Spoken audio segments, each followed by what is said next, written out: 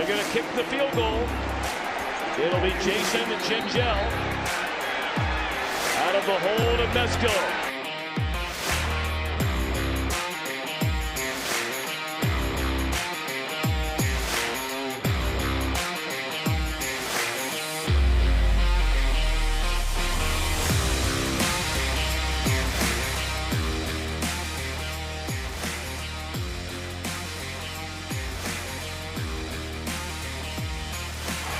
Good snap, good hold, and the kick is blocked. Appalachian State has stunned the college football world. One of the greatest upsets in sports history. Live from Chatterbox Sports Studios, it's Off the Bench with Tom Brenneman. Well, good morning, and good Monday morning. Welcome to Off the Bench, presented by United Dairy Farmers. I'm Tom Brenneman. We come your way, as you know, each and every Monday, 10 a.m. to noon Eastern. You can find us. Some of you are here already. In fact, a large number of you are here already. On YouTube/Chatterbox Sports, we ask you to please subscribe to the show. Flip the notification switch on if you don't mind. Paul tells us we're now on something called Reddit, under the subreddit Chatterbox. If you'd like to join us in podcast form, as Brandon Sejo is back from California, he's getting a kick out of this whole Reddit thing. Please do.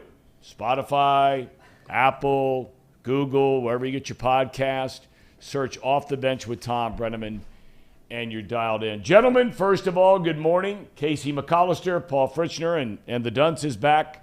As I mentioned, Brandon Sejo, hope you guys had a good weekend. Casey, you're moved into your new crib officially, right? That's right. I'm all moved in. Had the first, this is my second night, actually. I stayed the night there Saturday night, stayed there Sunday night. All good. Everything's good. Just unpacking everything now and that kind of thing. That's such a drag, or did you have a lot to unpack? Yeah, we still got a lot of stuff to unpack and put away. But the majority of it is done. The majority of it is done. We're operating, as I would put it. We're operational. Did you watch the Bengalis in your new crib, or did you go over to your in-laws? I did. I mounted up my 65-inch TV above my fire. 65 inches? Are you kidding me? Holy cow. 65 inches? Is that like that video board we have at Chatterbox? It's pretty darn close. Yeah, no ham and egg when it's time to watch football. So my 65-inch TV up against my fireplace, sitting right in the middle of it, just sitting back and enjoying that show that Joe Mixon put on for us. So are you mounting that thing above the fireplace? What are you doing on that? Yeah, Have you already mounted it? Yep, already mounted. Okay. Wow. That is big league. That is really big league. Paul, you have a good weekend. I know you didn't move into some new crib, but you're all fired up for the Xavier Musketeers playing tonight. Hey, college basketball is back. It's a great day. It was a great weekend. Saturday was another all-time sports day with the World Series and college football, the upsets, the games. I mean, it was great. It was a fun day. It was a great weekend. Bengals win. Great time to be alive, Tom Brenneman. Okay. All right. Well, we have lots to talk about today, and what a day is right for the Cincinnati Bengals. What a first half for the Cincinnati Bengals. In fact, it was one of the most dominant halves of football in franchise history. They were up 35-0. Now, I'm not big on stats, as you know, but I mean, there are some stats when you hear them, and I was listening because I was flying during most of the game, flying back from Texas. And I jump in the car, and I turn on the radio, and I'm listening to Dan Horde and Lapp, and they give out two stats. In the first half, the Bengals had 21 first downs. Carolina had 1. The Bengals had 315 yards of offense. The Panthers had 25. I mean, that it almost looks like a misprint when you sit here and write it, as I did last night. Joe Mixon. Remember him? Brandon Sejo, that's your buddy. You were hanging out on the sideline with him on Friday night at the big Chatterbox Moeller St. X game. You must have rubbed off on him.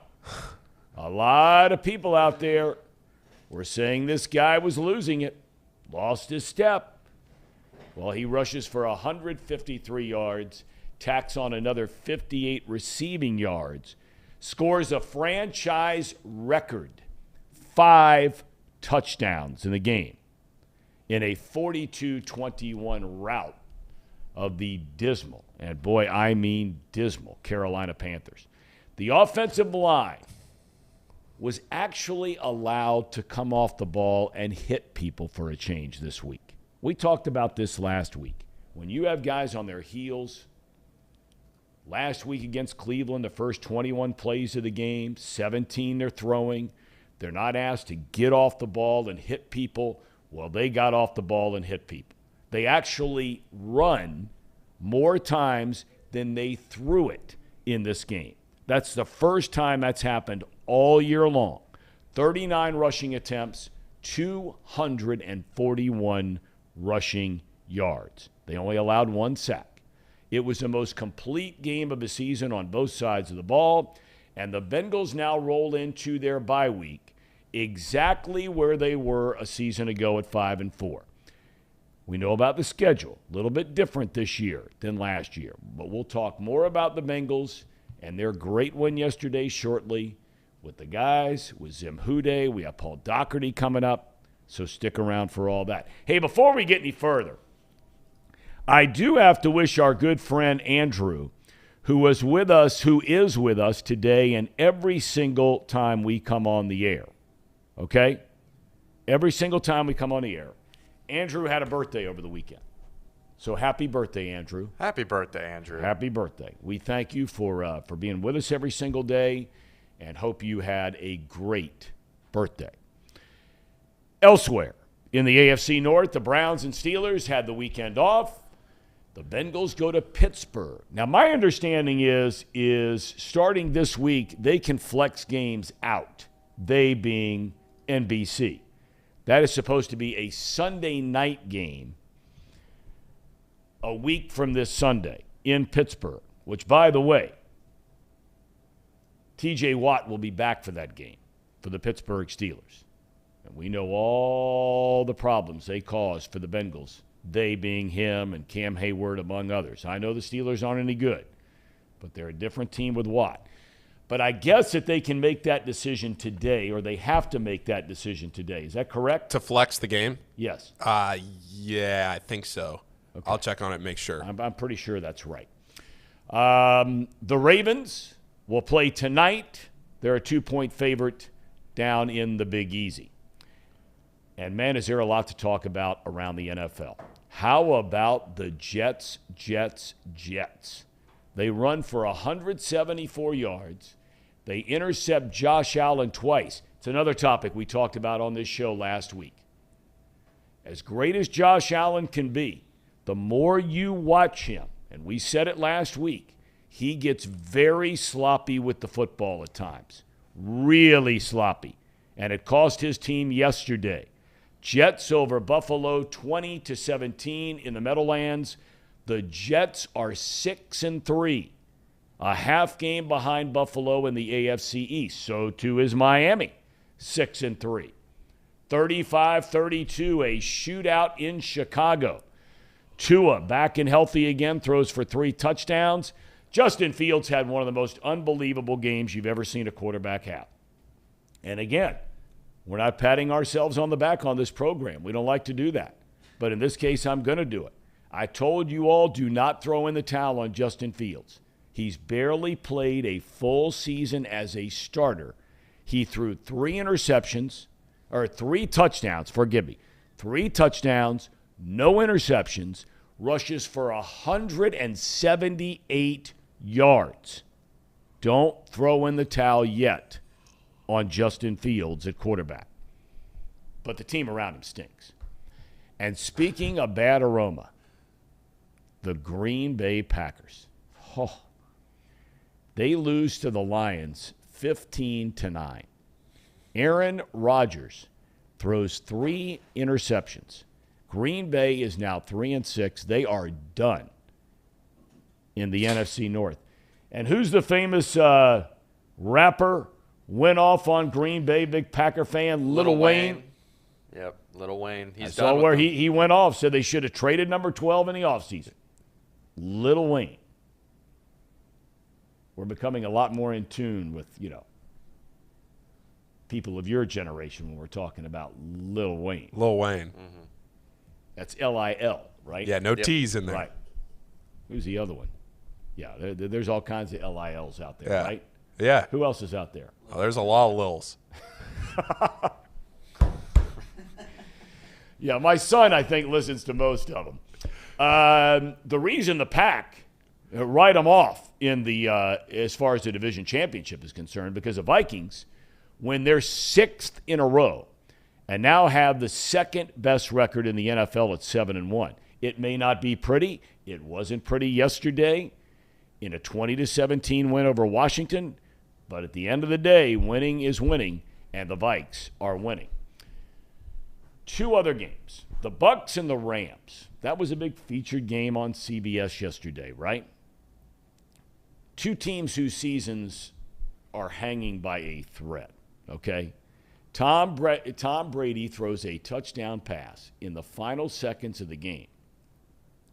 And, if you watched the end of that game, Tampa Bay goes down the field in regulation with about 2.5 minutes to go. They have 2 guys drop touchdown passes in the end zone, right? They have to go for it on 4th. They don't get it. Rams get the ball back. All the Rams have to do is get 1 first down. They go 3 and out. Sean McVay says we are going to start taking a look at everything on our offense. Now, would that mean they change quarterbacks? I don't know. But Tampa Bay is now 4-5. And that's good enough to be tied with Atlanta atop the NFC South. And then last night in Kansas City, I told you guys this last week. You didn't believe me. Okay, Kansas City wins the game. Ryan Tannehill did not start at quarterback, still out with an ankle injury. They go with a rookie, Malik Willis out of Liberty. He got the start, 20-17 in overtime. The Titans get totally jobbed at the end of this game if you didn't stay up and watch it, okay? It's an 8-point spread, and Kansas City goes down the field, scores a touchdown. Now they got to go for 2 to tie the game. They go for 2. They don't get it. But penalty on Tennessee. They get another try. They go for it again. Penalty on Tennessee. Terrible call on this defensive holding with Kelsey trying to get open in the end zone, right? They get a 3rd try. And Mahomes gets it done to tie the game, runs it in. They kick the field goal in OT. But I'm telling you right now, and we're not saying Ryan Tannehill's an upper-tier quarterback, but I'm telling you right now, Tennessee is a team to watch for the rest of this year, and the Bengals have them in 3 weeks. We said it would be the pivotal game in the Bengals season, so file that away. Tannehill will be back by then. The Bengals play Pittsburgh. Then they go to Tennessee with a chance to go, if they beat Pittsburgh, to 7-4 on the year. That is going to be the game. And you better bring your lunch when you play Tennessee, because they don't back down against anybody. At the end of the day, fellas, is there any better sport on the planet than college football? No. Seriously. I mean, you want my opinion on it? Yes. Is there any better sport than college football? I mean, come on. What's better than college football? The pros? I think the NFL, yeah. It's just a better product. Yeah, I like the NFL more, but this week was great. The NFL is a better product. It's the king of the jungle. That cannot be denied. Yes. Yes. I mean, as far as television and popularity, yes. There's no doubt. But college football was great this weekend. Yeah, and I mean, every game counts in college football as long as we have a 4-team college football playoff. And for the first time in the same year since they started the college football playoff, Alabama and Clemson are basically knocked out from getting in. So we start in the SEC East, all the buildup. Number 1, Tennessee. Number 3, Georgia. It was no contest. Neither team played particularly great, But the Volunteers were just overwhelmed by Georgia's defense. They lost all those guys to the NFL, and they got players and speed all over the place. The 27-13 final made it look like it was closer than it was. It was no contest. And Georgia will be the new number one again, as they were in the AP poll that came out late last night. But the best game of the week, without a doubt, was Alabama at LSU.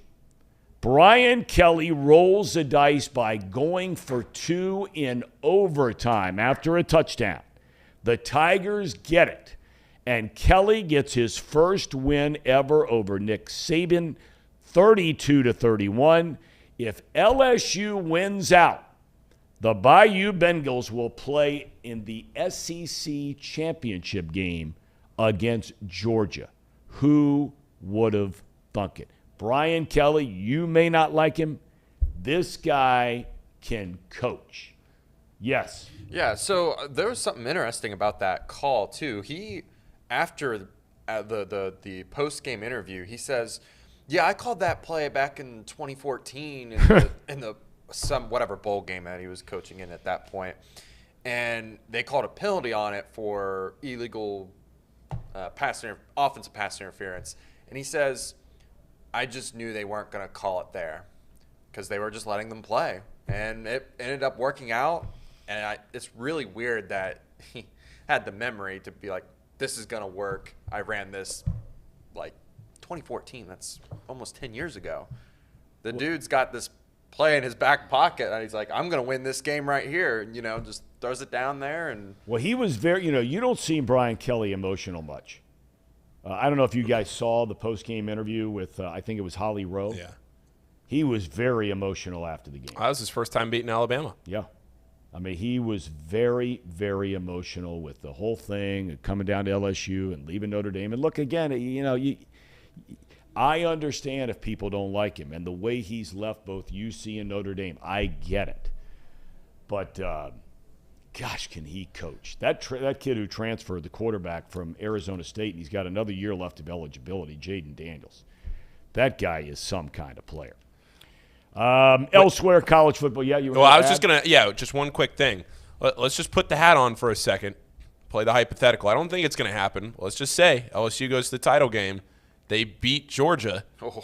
Are you putting a 2-loss LSU team in? I don't think so. But you're not keeping the SEC champion out. No way. There is no way on God's green earth. There is no way in the world can't keep the SEC. That the champion of the Southeastern Conference title game is left out of the college I football know. play. There's no chance of that happening. None. Even a 2-loss LSU. If they win the SEC championship and in the same year they beat Alabama, they beat Ole Miss, they beat Georgia in a title game, they're going in because that committee is so slanted, and perhaps rightfully so, but it's so slanted for the SEC. Number 2, Ohio State really struggled. I mean, apparently the weather conditions were beyond description how bad they were just north of Chicago up in Evanston. C.J. Stroud threw for less than 100 yards and for the first time in his career failed to throw a touchdown. He did run for nearly 100 yards, and that's not his M.O. Buckeyes win at 21-7. Ohio State plays Indiana at home this weekend after back-to-back road games, and in the AP poll, they sit number 2. Michigan and TCU remain unbeaten. Will the Horned Frogs jump to number 4 or be ranked behind a one-loss Tennessee team when the new poll comes out tomorrow night? I don't think there's any doubt. The top 3, really, this is a no-brainer. Your top 3 are going to be Georgia number 1, Ohio State 2, Michigan 3. Then what happens after that?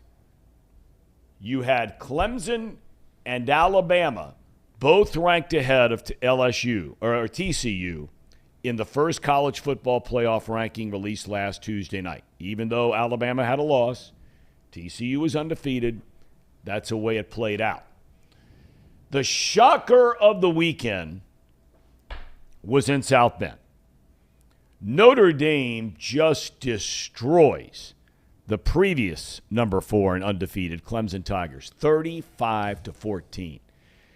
The Irish look like a real team. They looked really good. And for the second year in a row, Clemson doesn't look any good when it matters. Marcus Freeman, that's his biggest win in year number 1 at Notre Dame.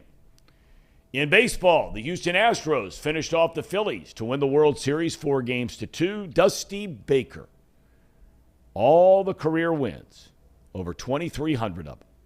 He's taken more teams to the playoffs than any manager that has ever put on a uniform, 5 of them. And at 73 years young, Dusty finally wins his first World Series title. And finally, we mentioned college basketball is alive and well. Beginning today, 5 local teams all in action tonight, all at home. The Bearcats will play Chaminade Xavier against Morgan State. 24th-ranked Dayton will play something called Lindenwood. Northern Kentucky takes on Kent State. Now, that's a real opening game. Yeah, that's a good game. That's a good game. That's a good game. Northern Kentucky at home. Northern Kentucky picked it at the top of their horizon. That'll be a good game. And Travis Steele, who left Xavier, Yep. new head coach at Miami, will play in Oxford, hosting Evansville. How many people you think will be at that game in Oxford tonight? 2,000. I wouldn't. It ain't going to be that high. I mean, if you're a student, what else you got to do? It's a great campus. It's right down the street. Why not go to the game? Right? Yeah. I've been to Millett Hall dozens of times.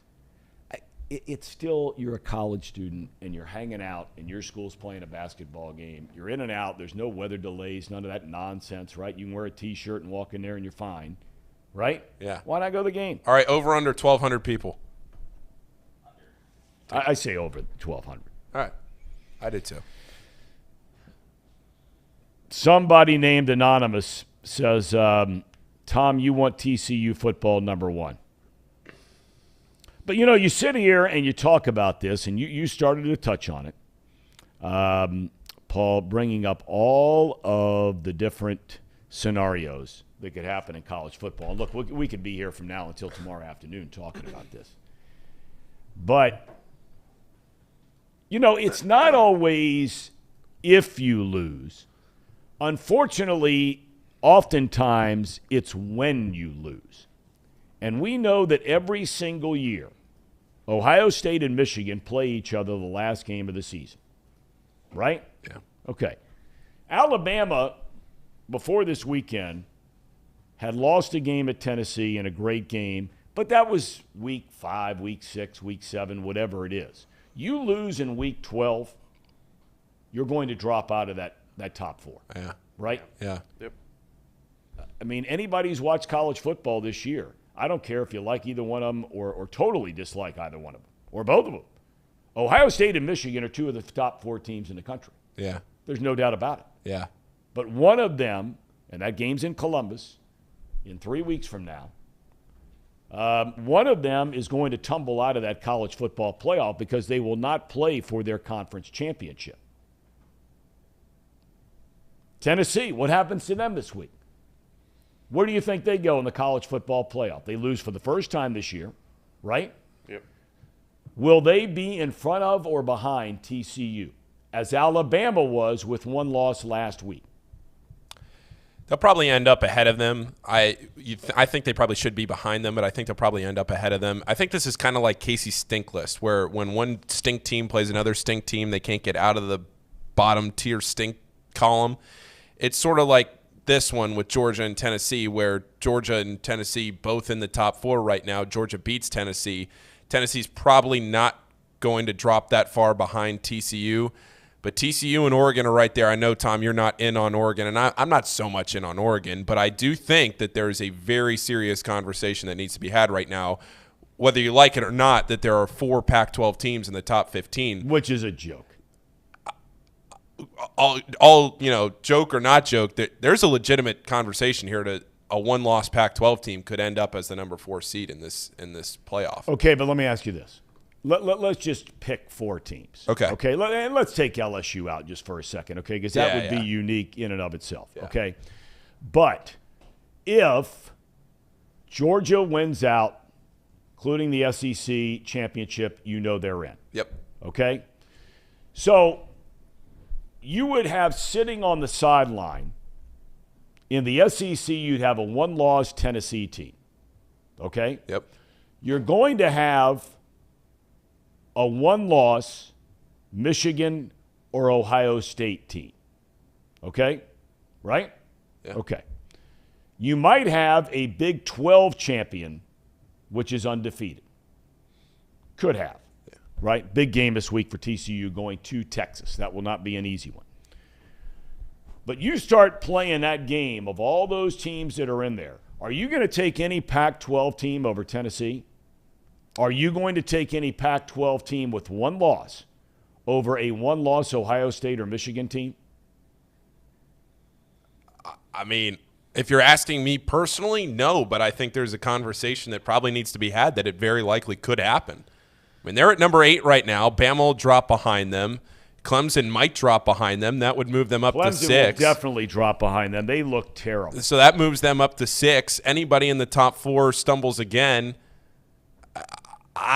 or stumbles a first time because none of them ahead of them would be. Well, that's what I'm saying. I'm saying if they get to 6, you're going to have at least one of those 4 or 5 in front of them. You have to have one of them lose a game because Ohio State plays Michigan. Yeah, look, I'm not necessarily arguing for Oregon to get in. I'm just saying that this is setting up to be a situation where you have Oregon at 8 right now, USC at 9, and you have UCLA at 12, and you have Utah at 14. And that's 4 Pac-12 teams in the top 15 that if the committee is valuing this conference as highly as it is, like it or not, at least they need to be in the conversation. But I think you're right, Tom. I think that Michigan right now and Ohio State are right there. That winner's going to be in, and then Georgia will be in.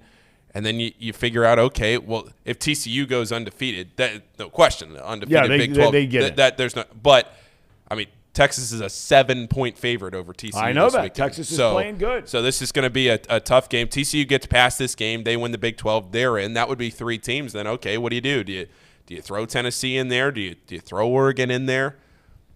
But any second loss for any of these Pac-12, I think Oregon is the one with the best shot at it right now. They lose again. Yes, it's not even no doubt about it. Not even a conversation. All right, we don't have Zim Hude for about another few minutes here. The Bengals look really good yesterday. Now, how excited do you get seriously about this? Because they look phenomenal. They look phenomenal.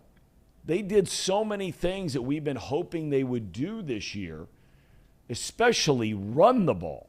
Now, I don't know, Casey, you tell me. I don't know if that's because Carolina is so bad or the Bengals just came to play and they were that good. Hey, man, So I personally think that the Panthers were that bad yesterday because we've seen this from the Bengals. We saw them do this against Atlanta, and that was a practice squad defense practically. They're so up and down that's kind of the Bengals' MO is being up and down. The Panthers, however, I mean, that defense is way better than what it put on the field. I mean, they could not stop the run for their life. I don't know what's wrong with Derek Brown. And they've been ranked in the top 10, 12 rushing defenses all year long. Right. So I'm being serious when I ask that question, not being facetious about it, is that I wonder, maybe it's a combination of the two. Yeah, and to be fair, I thought Zach Taylor did a really good job of play calling yesterday. Mm-hmm. I mean, that was probably his best game he's had in a long time, even including the Saints and the Falcons game that he had. That game yesterday, it just seemed like he made all the right decisions at every single point. Defense would blitz from one side. He'd make a great call to run it the other direction, and he would make a really good call on a short, quick game to beat the blitz. Just different things like that. And that might be a combination of him and Joe. But yeah, that's what I was getting ready to say. I wonder how much of that, and we're never really going to know because nobody's going to throw the other one in front of the bus. I wonder how much of that they trusted to Burrow to check it off. Yeah, and overall, I thought what a great game, right? I mean, Joe Mixon, I was getting ready to write him off a little bit if he didn't produce this week, because this is, you pay your guy $12 million to be a star running back in this league, and he has not been producing star-like games for us. But that game, 5 touchdowns, like 200 yards total. I mean, he just absolutely dominated that game. I know the stats are going to be skewed, but like you said before, I think it was Morrison posted the stats that we actually have more rushing yards this year than we did last year at this point in the year. But I was surprised to learn yesterday that was the first time in one full season worth of games, if you throw in the playoffs, that was the first time Mixon had rushed for over 100. And how long? I think if I heard it right or read it right, that was his first 100-yard rushing game in the last 16 games he's played in. Yeah, I could be wrong on that. But I thought I heard that. Is that right, Paul? I think that's right. Yeah, I think that's right. Even though he was a leading rusher in the AFC last year, if I'm not mistaken. Right. Right? I mean, he was getting 70, 80, 90, that kind of thing on a lot of games. All right, so what we're going to do is Zim here yet? No, he's not here. All right. Well, I'll shoot him a text. And we will take a break while I do that. Lots to talk about with the Bengals. We're getting some comments here, and this is the one I agree with the most. Our buddy Sir Boy Wonder. He said, love the game yesterday, but I need to see this in Pittsburgh and against Tennessee. Agreed. They got to do it. I mean, they're 5-4. If they can beat Pittsburgh, which they clearly should, but we've said that a number of times this year already, it's Kenny Pickett. If they win that game after a week off, start healing some guys up, right? You had some bumps and bruises, some bad injuries in Cleveland. If you beat Pittsburgh, then you're going to Tennessee. And, look, I got to tell you, before we go to break, and we can talk about this later, I got to tell you, all of a sudden, for the first time in these last 2 weeks, in my opinion, I think Buffalo and Kansas City look more than beatable. I'm not suggesting the Bengals are a better team right now at all, but I'm saying Kansas City and Buffalo can be beaten.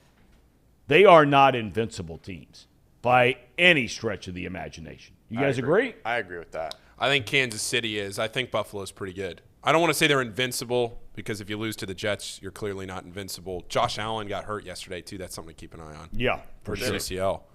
All right, we're going to take a break. We're back with more Off the Bench. We got a lot to get to today, boys and girls. Stay with us. At United Dairy Farmers, we've perfected freshness in our family bakery, where we use only the finest ingredients, like thick, high-quality glazes on our signature donuts, before delivering them fresh from bakery to store every day. UDF, made for you. If your AC or furnace is struggling, turn to the experts at Bartell's Heating and Cooling. Their certified technicians get the job done right the first time, and if you need a new unit, Bartell's will give you upfront pricing with no hidden fees. Plus, ask about Bartell's 0% interest financing for 60 months. Learn more at bartellsheatingandcooling.com.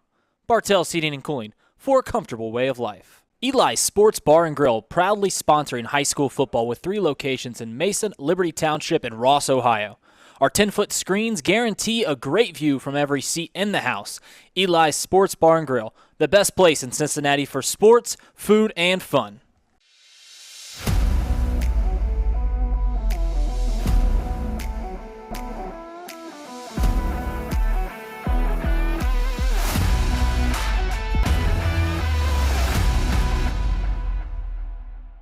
Where can you turn when you're in pain? Turn where more high school, college, and pro athletes turn. Where your neighbors and weekend warriors turn. Turn to Beacon Orthopedics and Sports Medicine and get superior care on your schedule. That's the Beacon difference. Check out our fresh arrivals at Jake Sweeney Used Cars. Over 250 used vehicles weekly. All makes, all models. From economy to luxury, Jake Sweeney, the original used car superstore.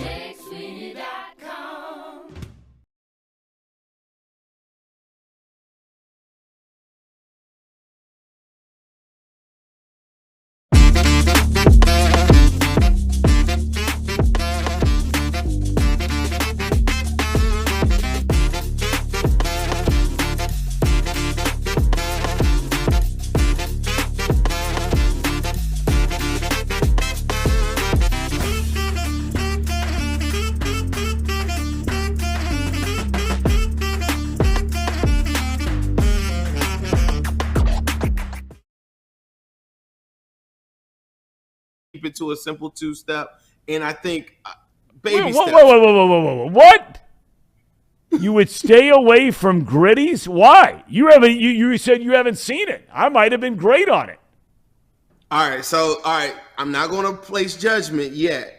But based off of the information you've already given me, saying I'm an older white guy, you're already setting yourself up for something that I'm going to look at and I'm going to be like, I don't know about this one, Tom. I don't think you need to go hoodies and stuff. I think you just have to sacrifice something for the greater good of Houday. If you want the wins, you got to scruff it up a little bit.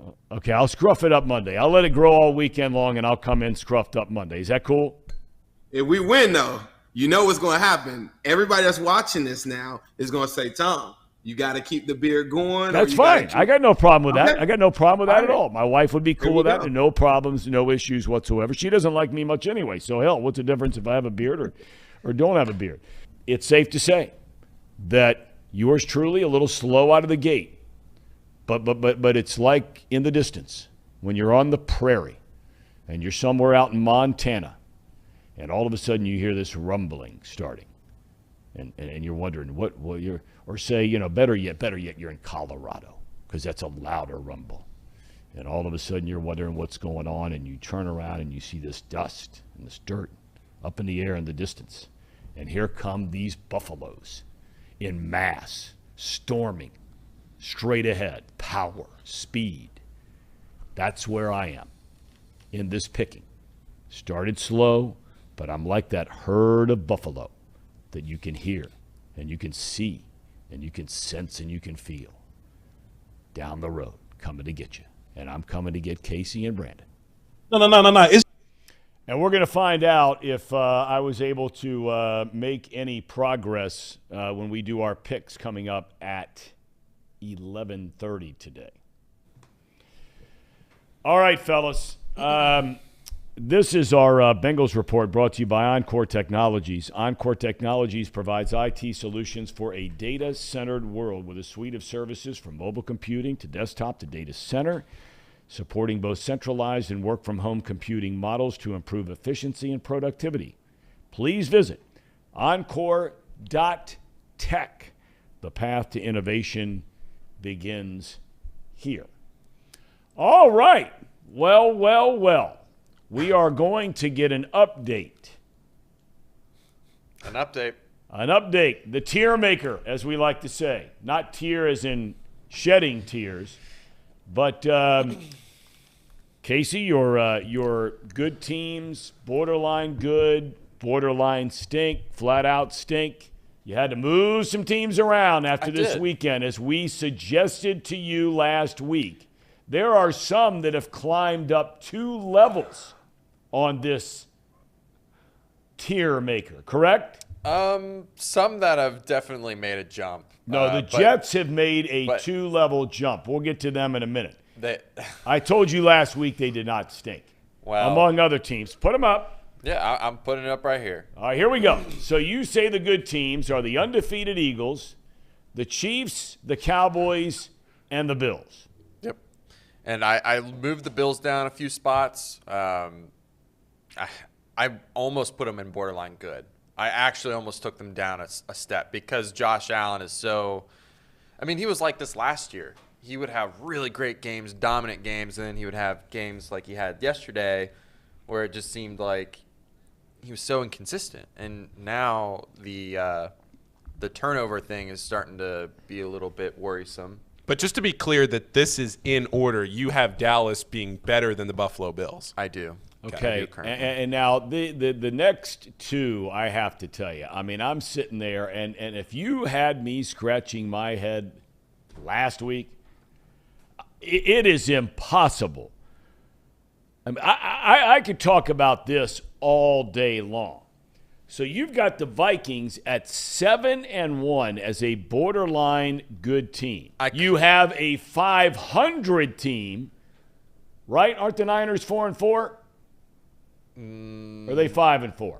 I think they are 4-4. All right, you have a 4-4 Niners team in front of the Chargers, the Dolphins, the Jets, and the G-Men. You have all of those teams on a borderline stink. You have a Buffalo team that you have as a 4th-ranked team in the league, and the Jets just beat them yesterday, and the Jets borderline stink. Yeah, the Jets actually moved up quite a bit. They jumped like yes, they I did. want to say 10 teams to get up to, what is that, the 11th best team in the league? But they still stink. I mean, come on. Zach Wilson is not it. What about the Titans? You have the Tennessee. You have the Chargers and the Dolphins. Come on, man. They go on the road to Kansas City with a rookie quarterback playing in his second game and get jobbed. Should have won the game. You have them as a borderline stink team. That defense? Yeah, they lost, Tom, and their quarterback play is terrible. Well, the quarterback play, last night the kid, they didn't give me – that's great coaching. I mean, Vrabel just said, look, we're going to run it. We're going to turn around and hand it off. We're not going to put him in a position to lose a game. And they didn't, or did they give him a chance to win the game? But you're forgetting another facet of the game, which is offense. Their offense stinks. Without Derrick Henry, they'd be totally lost. Well, they're not without Derrick Henry. They're not without Derrick Henry. He's playing in the game. I get that, but listen, you can't rely just on the run game. Otherwise, your team is going to stink. The Jets and Tennessee do not stink. I mean, come on. They do not stink or borderline stink. I mean, come on. Borderline stink. Miami, they played 2 weeks without Tua. They're 6-3. And I tell you, I give it up to the Chargers. I mean, I said a couple of weeks ago I thought they stunk. I'm not a big Herbert guy. He's got all the talent in the world. Seems like a great kid. But he's got to go out and win a few big ones. But they're winning games. I mean, I'm only going off of how I grade the wins and losses of these teams. If you beat a team that stinks, you don't just shoot up the board. Now, the Jets, they shot up the board because they beat a good team. And I almost put them ahead of the Chargers and Dolphins. But I think I like Tua and Herbert a lot. I like the quarterback dynamic that they have there. They have a really good offense. The Jets, I just can't put them above them because I think if they went head-to-head, and I think the Jets actually beat the Dolphins already. They did. They did. So I don't know when they play again, but we might be seeing a bit of a sliding action here soon. But anyway, let me just go through this. I think all the teams in the stink list deserve to be on the stink list. You know what? I would agree with you for the first time all year long, except for Cleveland. I don't think Cleveland stinks, but the rest of them, I'm with you 100%. Cleveland, when they get Deshaun Watson back, could potentially move up. Okay. It just depends on how well he does. Let me ask you this one, Casey. Yep. A lot of these stink rankings this year for you have included teams that have gone head-to-head and beaten one another. So on this list, you have the Bengals behind the Jets and the Dolphins, who they have both very handily beaten. Correct. But several spots behind them, too. Yes, because they're too inconsistent. I don't think if they played again that they you don't think that the Bengals would beat the Jets or the Dolphins if they played again? Not their current state, no. Not the current state. If they were fully healthy like they were when they played them, then, yeah, maybe I would put them ahead of them. But right now, the Bengals are too inconsistent. I didn't overreact, I don't think, by them beating the worst team, I think, in the league, in the Panthers. If you want to just look at this list again, I feel like if they faced any of the teams in front of them, that it would be a tough sledding matchup. And we as Bengals fans know, and people can kind of back me up in the chat on this one, they're too reliant on a game script. They cannot afford to get down early, or else they just completely throw out whatever game plan they had. They throw out the playbook, and they just go, all right, well, we're just going to throw it 40 times a game and see what happens because Joe Burrow is Joe Burrow. But, I mean, like last week, they got out early, got a touchdown the first possession of the game, and they never looked back. And they ran the ball and ran it. And they were a balanced team. And when they run like that, they're going to be scary good when they get everyone back. But I think somebody has a fair point here. Let me find out where this is. Jordan, who I think is new to the program here today, says he believes that the borderline stink should just be called like mid-level teams. Because stink's a strong word. It's a very strong word. And I know we've, referred to this list as the stink list. I almost wonder if you need like a mid category on there. Well, to add a fifth level of teams, because that's why there is no way you can say that the Jets, Tennessee, the Giants, I think the Bengals belong on the borderline stink line. I really do. Yeah. Because they haven't beaten anybody any good. The only team that has a winning record, if I'm not mistaken, that the Bengals have beaten this year was when they beat Miami, but Tua did not play for an entire half. He got knocked out of that game, if you remember. So I'm not going to sit here and jump up and down and say that the Bengals don't belong on that borderline stink category. But I don't know how you can put the Giants, Tennessee, the Jets, and Miami. Chargers I'm not totally sold on. But those four, Miami, Jets, Tennessee, Giants, I don't know how they can be considered a borderline stink teams. How about I try to settle everyone's minds? Because people are really worked up here. Let me try to get everyone off the ledge on how these are labeled, right? If you're a borderline stink, you're just teetering on the edge of possibly becoming a stink team, right? And if you're borderline good, you're teetering on the edge of being a really good team. So just think about it like that. The two in the middle are the middle teams. They're the mid teams of the NFL. There's a ton of teams that are just mid. But let's just say the Jets did lose to the Buffalo Bills. That would put them at what? 5-4? I think they would stink. I think that would put them at stink. But because they beat a good team, and I almost put Buffalo on borderline good because they're too inconsistent. The Jets, to me, they're like another win or two away from some of these teams in the borderline stink, borderline good category from being a borderline good team or the first in borderline stink.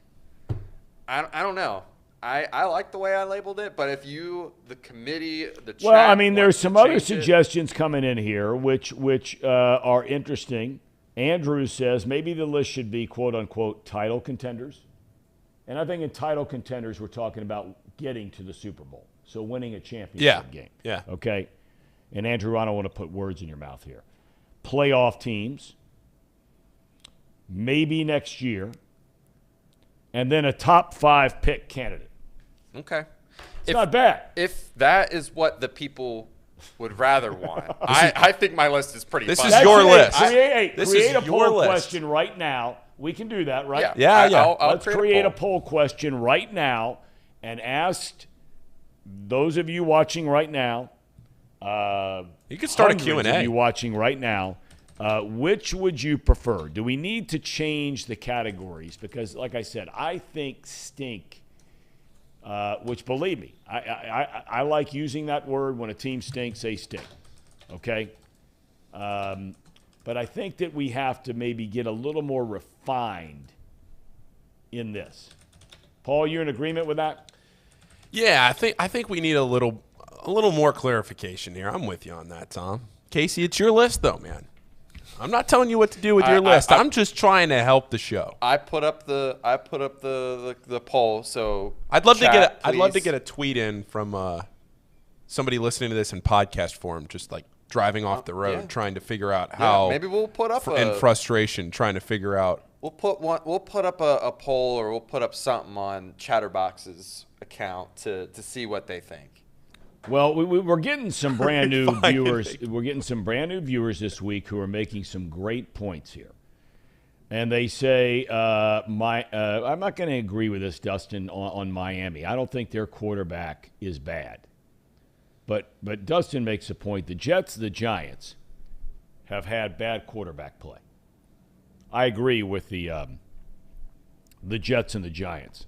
But, if I'm going to make the argument, and I was talking about this with Trace Fowler a little while ago before the show, we are so impatient, and I'm right at the top of the list, when it comes to these young quarterbacks. And two guys in particular that come to mind under the same scenario, really, are Justin Fields and Zach Wilson. Wilson was not the starter the whole year last year, nor was Fields. Okay? And Zach Wilson missed a third of the season this year out with an injury. So these guys haven't even started a full season of games yet. Now, Daniel Jones, I'm straight south on Daniel Jones. I do not think you're going to win the big one with him at quarterback moving forward with the Giants. But, you can't argue with what they've done so far. But when you look on that list that you have of borderline stink, okay, Herbert is a good quarterback. Tua is a good quarterback. He has really upped his game when he's been able to get up on the field this year. He's been a much better player. Jets, not sold on Wilson yet, but you got to give him time. I like Tannehill as a guy that would move that team up. They win that game last night if he's a quarterback in Kansas City. No doubt about it. No doubt about it. They win that game last night. I don't know, Tom. Mac Jones, no. And Burrow, of course. So, that's something at least to think a little bit about. Any thoughts? And I'll say this too for the audience, like, it's not exactly a set in stone, like this is what they're going to be the whole year. Teams move up and down based off of how they perform, right? Oh, if there's one thing we know about the stink list, it is that it is a fluid situation. It is a fluid situation. Very reactionary. And if I'm just going to put it up one more time. This is the last time. So ingrain this image in your brain. Maybe I'll post it on my Twitter. Who knows? I think the people on the stink list deserve to be there, except for maybe the Browns. Now you're wavering on the Browns a little bit. Did you just say that? The Browns, when they get Deshaun Watson back. That's what I was trying to say. All right, that's fair. Boom Shakalaka says, keep the tier and how it was made. We just need to get more educated. Yeah. Boom Shakalaka, could you reply to that, please? Does that mean Casey needs to get more educated or all of us need to get more educated? I'd like to know that. And so also the Saints, I think they're a quarterback away too from being a pretty decent team, and so are the Falcons. To me, are probably the best stink team in this list. Who is? The Falcons. They're better than the Browns? No. I think the Browns and the Saints, they're only in stink because their quarterback situation. Okay, that's fair. And the Falcons, to me, are the best stink team on the list. I think that if that poor defense, man, it can't get any more rough than that. I mean, they got practice squad guys out there. Who is starting tonight at quarterback? Is it Andy Dalton again? I will check that. For the Saints? I will check that. If it's Andy Dalton, I have more confidence in them winning. Than Jameis Winston? Yep. Yeah, it is. It says, and we know Andy Dalton in prime time. I mean, the numbers are brutal. And they're in prime time tonight, Monday Night Football. These numbers are mind-boggling for Andy Dalton. And I remember a lot of Bengals fans went crazy when I did a Bengals game a number of years ago and talked about the numbers, not only of Dalton, but teams coached by Marvin Lewis in prime time. I mean, the numbers are just incredible. Now, so far this year, as a starter, Dalton's gone 2-3. He's averaging right around 240 passing yards per game. He's thrown 9 touchdowns, 4 picks, compared to Jameis Winston in his short amount of time, 4 touchdowns and 5 interceptions. The last time Andy Dalton won a game in prime time as a starting quarterback was in 2014. Holy moly. He's due. He beat the Denver Broncos on December the 22nd, 2014. That's unbelievable. Yeah. And I'm not surprised. Honestly, I mean, if they just continue to play him the way that they have been, keeping him at a max pitch count of 30 throws, sometimes even like 25, he'll be good. He'll be all right. But that playoff thing, man, I don't know what it is, or not playoff thing, the primetime thing. Here are the numbers. If the Saints lose to Baltimore tonight, Andy Dalton's primetime record would fall to 6-20, falling behind Kerry Collins for the worst of any quarterback with at least 15 primetime starts going back to 2000. Dalton has lost 5 straight in prime time by at least 17 points. Wow. From 2008 to 21, that streak was broken in a loss to the Cardinals on October the 20th this year. So, look, I root for Andy Dalton. I hope the guy goes out and plays great tonight. We'd like to see the Ravens lose, which in essence would put the Bengals again in a first-place tie, although Baltimore holds a tiebreak. And so, hopefully Dalton, because he's a really good guy and has been a good player in this league for a long, long time. We have Paul Doherty ready to go? We do. All right. It is time for our main man, Paul Doherty, from themorningline.substack.com. I was starting to read your piece that came out. We were just getting ready to go on the air. First of all, good Monday morning to you, Doc. How you doing? I'm great, given it's Monday morning. Well, I mean, it's a beautiful day out there. I don't care what day of the week it is. I mean, it's incredible. I was starting to read your article. Were you actually at the game yesterday? No. Okay. The beauty of being retired is I'm not obligated to go anywhere I really don't want to go. Boy, there is beauty in that, for sure. But I was starting to read it. I wasn't able to get through it because we were just going on the air. And we were just talking, Paul and Casey and I were just talking. Was it a case of the Bengals being that good, or a case of Carolina being that bad, or a combination of the two? Yes. I mean, Carolina was as bad as any NFL team I've seen in quite some time. In fact, Tom, you know how plugged in we are here at TML. My sources at the commissioner's office on Park Avenue have told me this morning that there's a delegation of Panthers folks talking to Goodell right now, begging to remain in the National Football League. It was just, I mean, I don't know. The Bengals were good, and they took advantage of a team that was obviously not ready or at all into playing. But I don't know what you get from that. It's sort of like when Georgia beats Georgia State at the end of August, right, in the first game of the year. What do you take from that? I think the Bengals gained some reassurance in knowing that they're capable of putting together a game like that, and that's good. And they certainly got Mixon a lot of work and got him into a groove, and he took full advantage, and that's good. Beyond that, I don't know. I still don't know what to make of this team. I mean, this is a team that was behind 25-0 last week and ahead 35-0 this week. What do you say about that? I'm with you all the way on that. And obviously competition has a lot to be said for that, but not those kinds of numbers, because it's rare in the NFL, as you point out regularly. It is rare to see blowout games anymore in the NFL. Case in point, yesterday, virtually every single one of them came down to the very, very end of the game, except for the Bengals and the Panthers.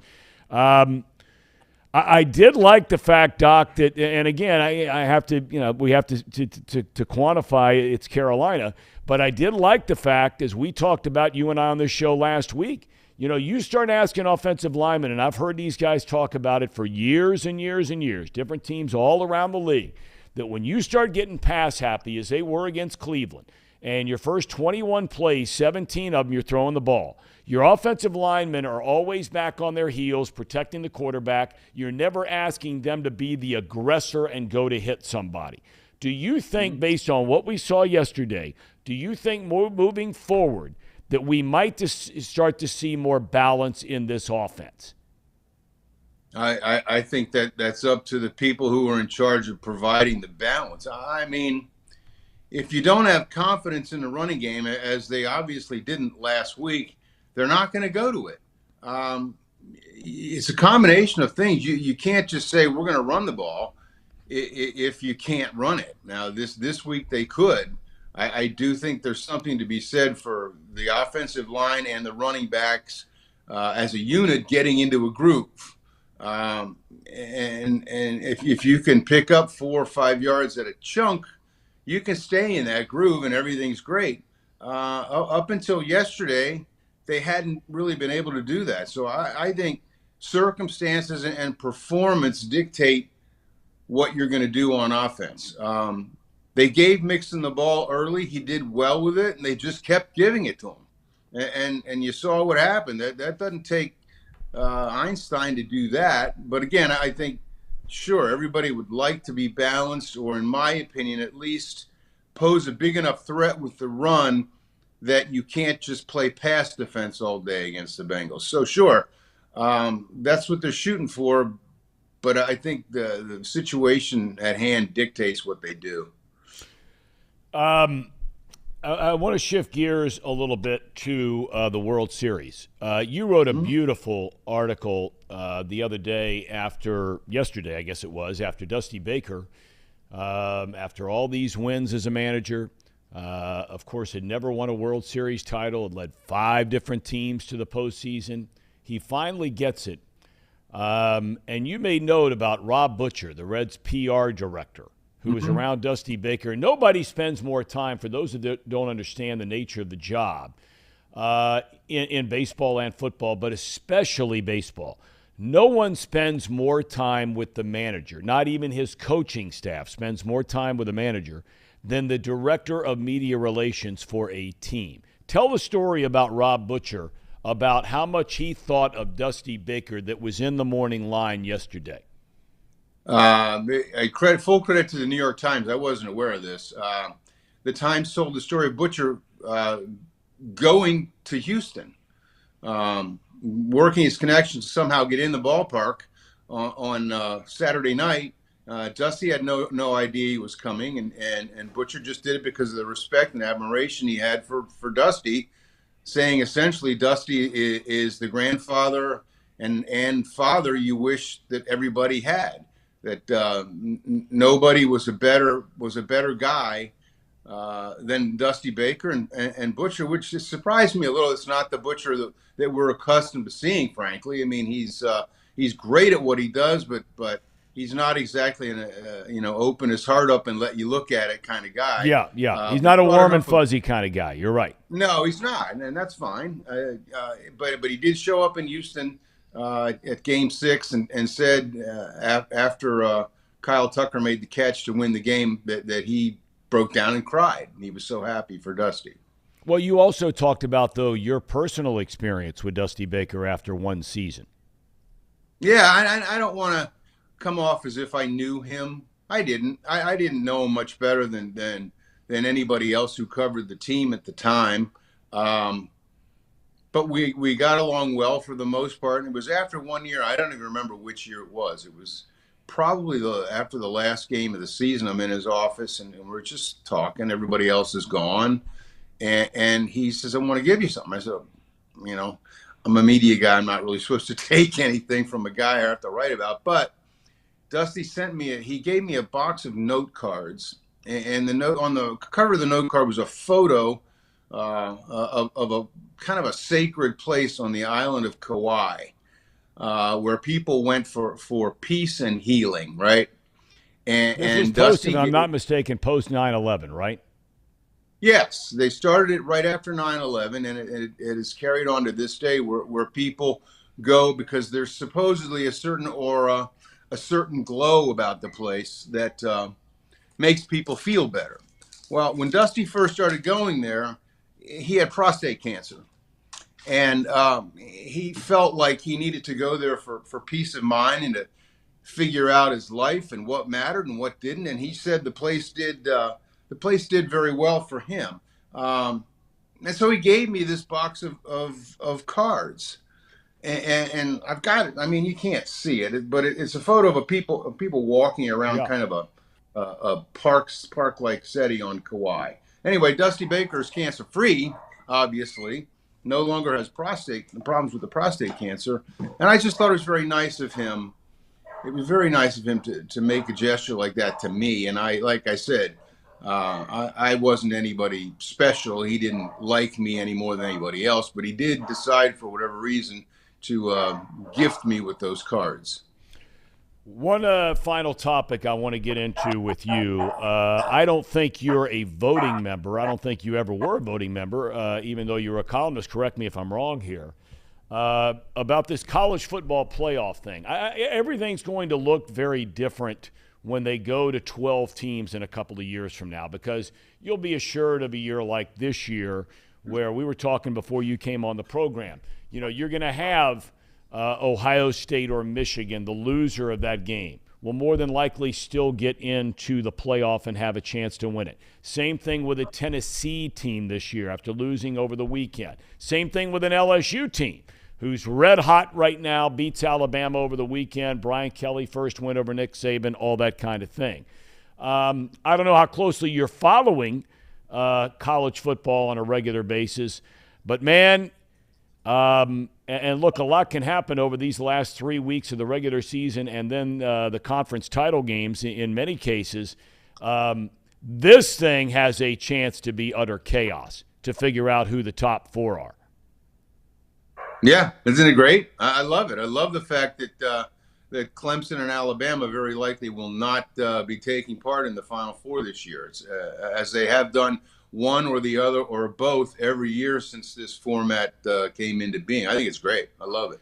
You know, but I always say, Doc, you know, it's like, you know, it's not necessarily if you lose. A lot of it so much has to do when you lose.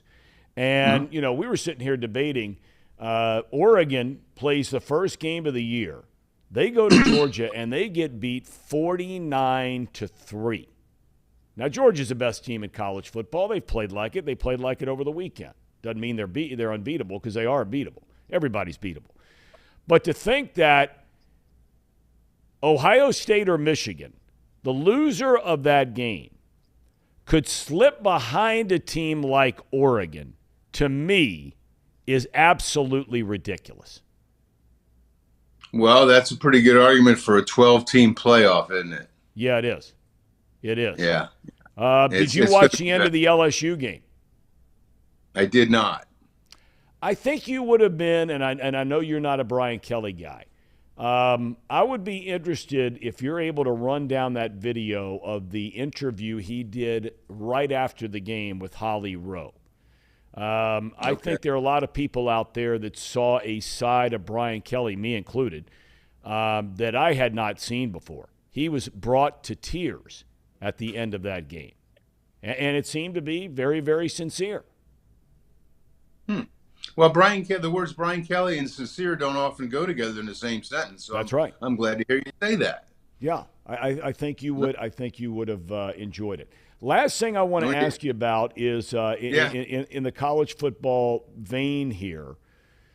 If you're Luke Fickell, do you play Evan Prater the rest of this season?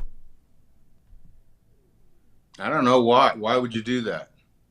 Well, you're not going to play in a New Year's Six bowl game. There are some that would say, don't you want to see what you potentially could have for next year? Ben Bryant's graduating. I know you have some kind of obligation to a senior and a final year player and all those kinds of things. But do you want to see Evan Prater at least play some football? Well, who says they're not going to be in New Year's Six bowl? Aren't they still in the running for the championship in the conference? Well, they are. I mean, but I mean, the way they've played this season, there's nothing that's making me believe that they're going to beat Tulane the last game of the year. I mean, they're barely getting by Navy.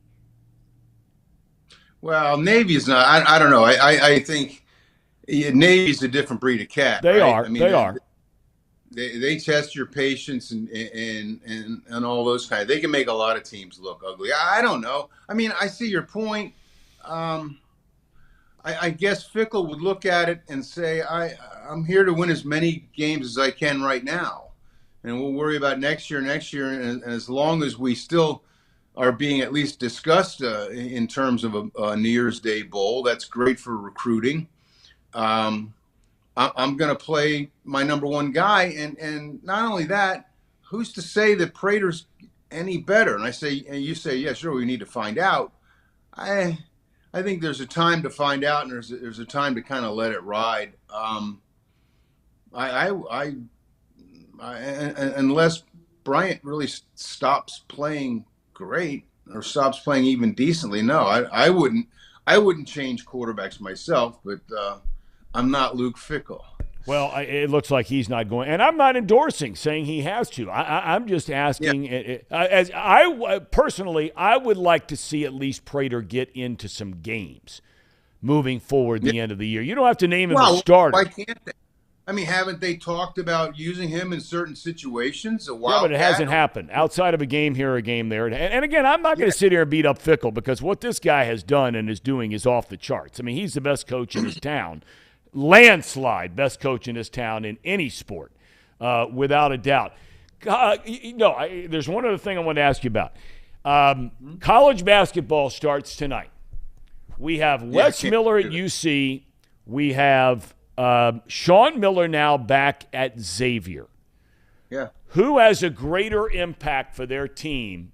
If you can say either one of them has a greater impact, but if you were speculating and just looking into a crystal ball, which of those two guys has a greater impact on the program here this year?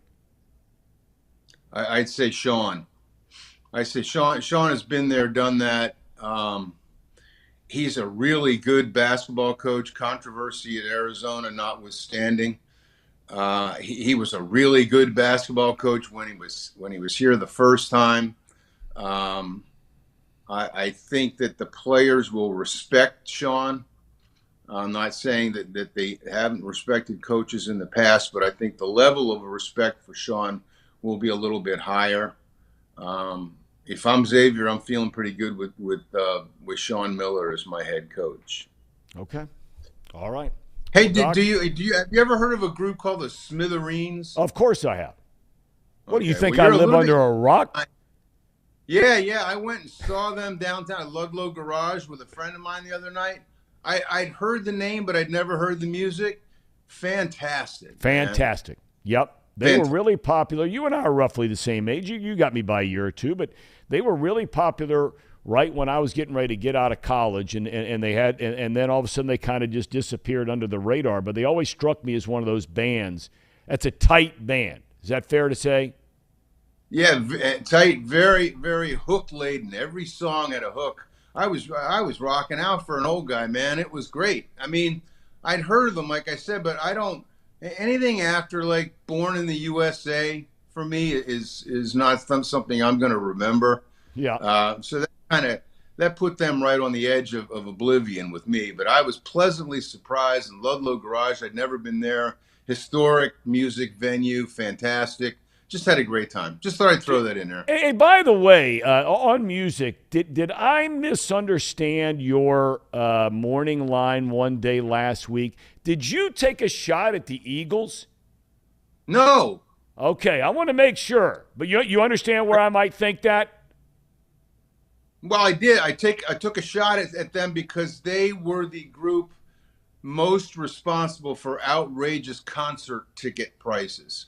Their music is great. I love their music. But I think they were the first group to start charging 3 and 4 figures for concert tickets. Okay. Because that's one of my all-time favorite bands. I mean, that's big-time band now. Yeah, I like the Eagles, but I didn't like the influence they had on going to a concert at all. Are you driving down to Nashville to see Taylor Swift when those tickets go on sale here in a couple of weeks? I couldn't name you one Taylor Swift song. Well, I have to tell you, though, Doc, I mean, look, I have to tell you, because you like being entertained. Everybody likes being entertained on different levels. I have to say, I went with my daughter a few years ago, and I have to say, it was one of the best shows I've ever seen. And in a day and age where it seems like so many of the entertainers feel like they have to offend you in some form or fashion, whether it's with their outfits, whether it's with their political commentary, whether it's with their outrageousness in general.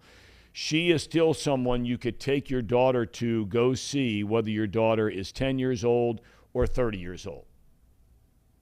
Well, that's great. The next time Taylor Swift comes around, I'll have my wife take my daughter to see Taylor Swift. Doc, have a good day. Thanks for the time.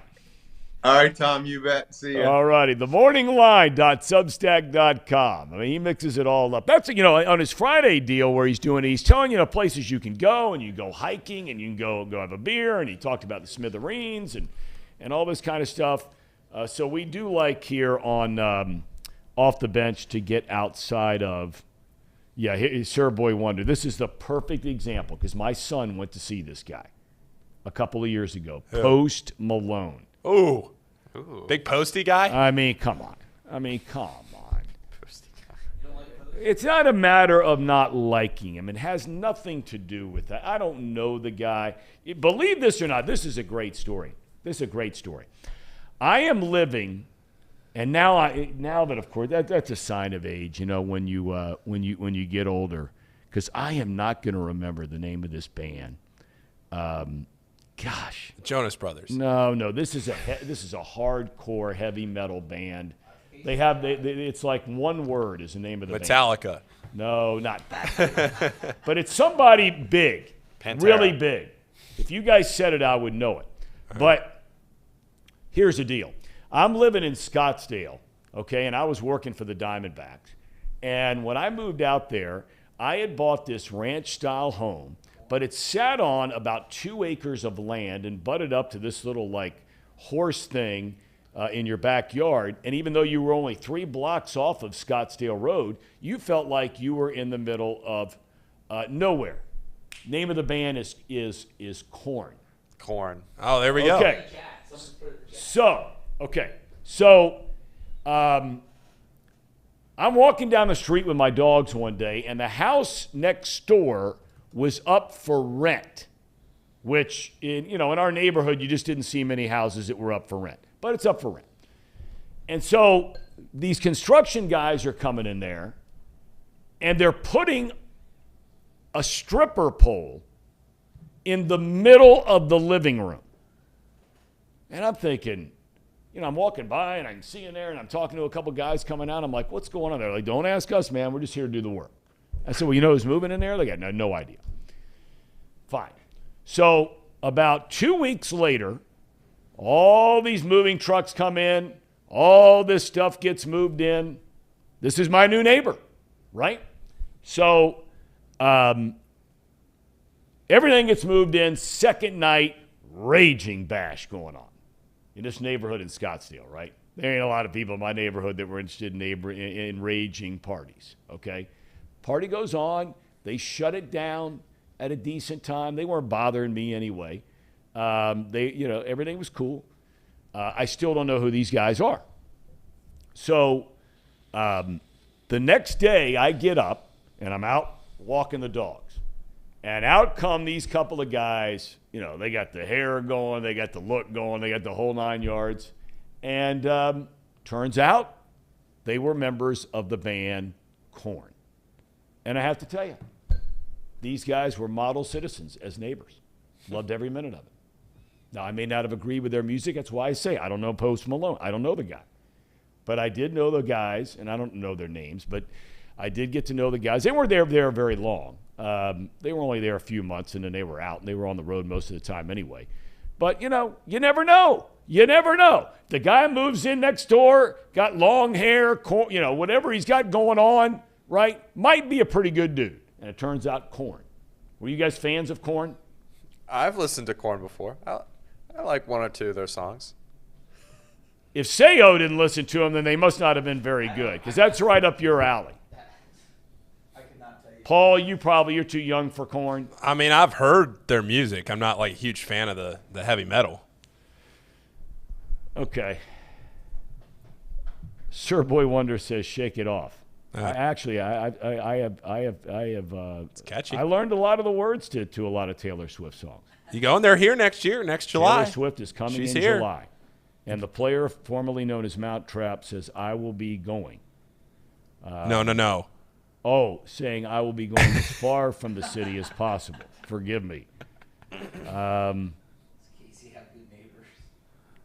Yeah, Casey, how you like your neighbors? You met them yet? You just moved in. I have not met them yet. They're, one of the buildings one of the houses beside me is empty currently. Oh. Okay. They're not moved in yet. Neighborhood's obviously changing, going downhill as you move in. A number of you have asked me about my trip down to Texas. It was fantastic. What'd you wear? You know what? It was a beautiful day. I wore a pair of shorts. It was really cold in the morning. I just wore my regular running shoes, TCU T-shirt, and sat in the sun the whole game. You can tell I got some serious rays over the weekend, like 75 degrees, spectacular. And the Horned Frogs are undefeated. Undefeated. I'd love to fly down there to Austin, Texas this weekend. I am going, however, boys, to the Ohio State-Michigan game. Oh, locked in. Locked in. Bought my tickets over the weekend. I will be there. We sat 2 years ago, the last time they played this game in Columbus. And we're going to sit in the same place, down in the corner of the end zone, where you never sit down the whole game. Right? Not some luxury box or suite or any of that nonsense. We are down there mixing it up amongst them. My wife, me, our daughter will be home from TCU, and our son, who's a senior in high school, we are going down there again and sitting in the corner of the end zone for the Wolverines v. Bucks. That's big-time football there, buddy. Big time. That's right. That's big time. All right, we got our picks when we come back. What is this? Yeah, Zim is becoming as reliable as the Bengals' offensive line. Tom should be calling the Ohio State-Michigan game. Well, I'm not. I'm going. And Anonymous says, let's go blue. Ooh. Anonymous, stay anonymous. We're back in a moment. At United Dairy Farmers, we've perfected freshness in our family bakery, where we use only the finest ingredients, like thick, high-quality glazes on our signature donuts, before delivering them fresh from bakery to store every day. UDF, made for you. If your AC or furnace is struggling, turn to the experts at Bartell's Heating and Cooling. Their certified technicians get the job done right the first time, and if you need a new unit, Bartell's will give you upfront pricing with no hidden fees. Plus, ask about Bartell's 0% interest financing for 60 months. Learn more at bartellsheatingandcooling.com. Bartell's Heating and Cooling, for a comfortable way of life. Eli's Sports Bar and Grill, proudly sponsoring high school football with 3 locations in Mason, Liberty Township, and Ross, Ohio. Our 10-foot screens guarantee a great view from every seat in the house. Eli's Sports Bar and Grill, the best place in Cincinnati for sports, food, and fun.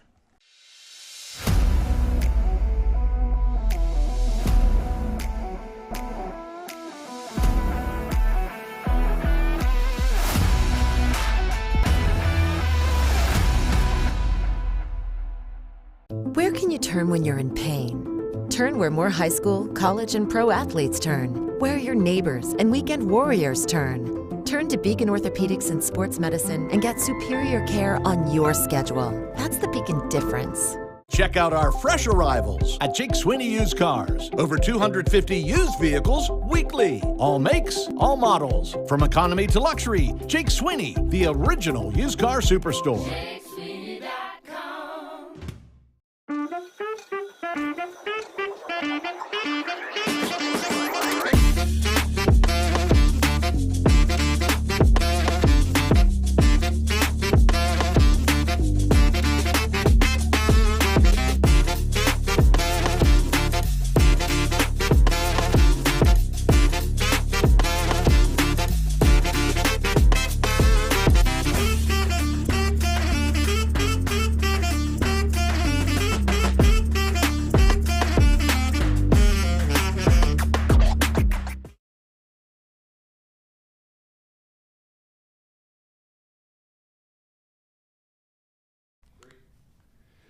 All right, welcome back to Off the Bench, presented by United Dairy Farmers. Now, before we get into the picks, Brian Billick, by the way, is coming your way tomorrow. We'll also have Tracy Jones tomorrow. I'm assuming he is back in his palatial penthouse in Bellevue. That's it. That's an assumption. I don't know that. Let me get this cord out of here. All right. Golly, day getting old sucks. Today's lineup. Thank you, Paul. That's why you guys are so on top of your game. The backbone of this program. So we've got quite the lineup here today coming up right after this show, right? Yeah, we do. We have the box lunch coming up. Those guys will slip in here a few minutes before this show ends. We'll go right into that. And then right out of that show, the box lunch, that'll end. And then we'll go right into Not Too Picky, gambling show. I'll be on there with Reed to do all the betting picks. NCAA basketball starting today. First game tips at noon. And we're off and running on the college basketball season. That's one of the best times of the year to be a bettor with all the sports going on at the same time. So it should be a fun action too. And also another thing that we're firing up here that I'm hoping to get off the ground today, that I know some of you listening, I see some college basketball fans in here, is a daily college basketball pre-recorded show. It won't be live or anything like that. But it'll be a daily college basketball roundup type show. I'll promote it from my own Twitter. It won't be on YouTube. It'll be more in podcast form, but that's just something to kind of keep an eye on. Okay. And one team you forgot to mention today, and we cannot allow that to happen again, the Big Blue starts tonight. The University of Kentucky. Oh, did I not put them in the? We were not in there. Did I not? So put them you've got Kentucky opening tonight. Yep. The game at noon is Baylor. Yeah, and the Delta Devils. The national champions from 2 years ago. Baylor playing at high noon today. That's on ESPN Plus, so you got to pay cash for that. Don't worry, I got it. Kentucky tonight playing, I assume that's Howard. Yes, Howard. Duke, first game without Mike Krzyzewski. Yeah, that's a big game. Yeah, we'll see. Same with Villanova getting underway without Jay Wright. Yeah, there's some big coaching names that aren't going to be on the sidelines in college basketball this year. TCU ranked number 14 in the country after getting to the Elite Eight and getting jobbed last year in that game against Arizona. North Carolina, the number 1 team in the nation, playing tonight, as is number 3 Houston. How about Houston? Yeah. Houston's going to be good. Kelvin Sampson's a fantastic coach. He really is a great coach. He is so good. He really is a good coach. And I never understood that whole Indiana thing, the texting thing, right? Yeah. I mean, come on. I mean, I know rules are rules, but I mean, well, Bill Self suspended for 4 games this year. Self-imposed, baby. Yeah, by Kansas. It's really good. Okay, boys, are we ready? We got some picks. Let's do it. All right, let's get through it. Here we go. Fire it up. Let's First start one. with Ohio State. All losers. They were playing through those terrible weather conditions. They did not look good. So just wiped that one off the board. No blood. Yeah. Up next. Yeah, I wish we would have known the weather report there. Good pick here, fellas. Well, good for me and Casey. Yeah, that's what I mean. Scraping 9.5. TCU was down 17-13 going into the fourth quarter, and that's been their MO this year. And then all of a sudden, I tell you what, if you talk about a quarterback, a running back, and a wide receiver, all on the same team, there aren't more than 5 teams in the country that have a better trio than TCU has. The running back, Miller, the wide receiver is going to be a top 5, top 10 pick, and the quarterback is really good.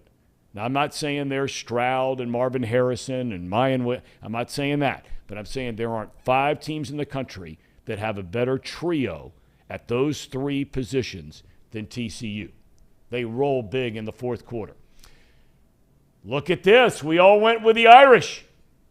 Good job, everybody. Nice job. Easy pick. That was easy. Gosh, I thought I was making up ground on that one. I couldn't remember what you guys went with. Uh-oh. Man. Somebody's on a roll right now. I don't know who that is. I think that would be you, I guess, right now. Absolutely. We all lost to Ohio State. I haven't lost since. We'll keep rolling. Well, yeah, we'll keep rolling. I was on because I know it's going to change. Here's where it changes. Let's go Tigers. Okay. Yeah. You guys took the Bengal. You were so high on Brian The Kelly at Bayou LSU Bengals. too. I'm Yeah, surprised you didn't take LSU here. You were the one that was talking to us about Brian Kelly last week, and then you went with Alabama. I told you guys that there are three teams and or players that play for teams that I will never pick against. Nick Saban at Alabama. I'm never going to pick against a Bill Belichick coach team, and I'm never going to pick against a Tom Brady team. I'm not going to do it. And so I've been. You know how much money you'd have made through the years picking with those guys? Yeah, I know. Yeah, I'm with you, and I've been like that until the last year or two. But what's interesting about these Alabama games is that they're starting to lose these games that they normally wouldn't lose. That's like right. Texas A&M last year, Yep. the Tennessee game this Yep. year, this close game. I know they were all on the road, tough environments. They did win that Texas game, but these are games, and I'm not saying that Nick Saban. I'm not going down that path. I know you're but not. I'm just saying that you're starting to see Alabama lose these games that typically you don't see them lose. It's kind of something to keep an eye on there. And by the way, I mean, you talk about a front runner. Seho down here. Doing the LSU. I mean, give me a break. He walks around with the Cincinnati stuff on all the time. He worked down there. He covered them. All his guys are gone from down there. He despises Brian Kelly, and he jumps on the bandwagon when they win a big game. It's downright offensive. You can't stand. I'm a TCU guy because I've got money invested down there. A hell of a lot of money invested down there. All right. All right. One more college game. One more college game. Yeah, there you go. You guys were smart enough to go with Navy.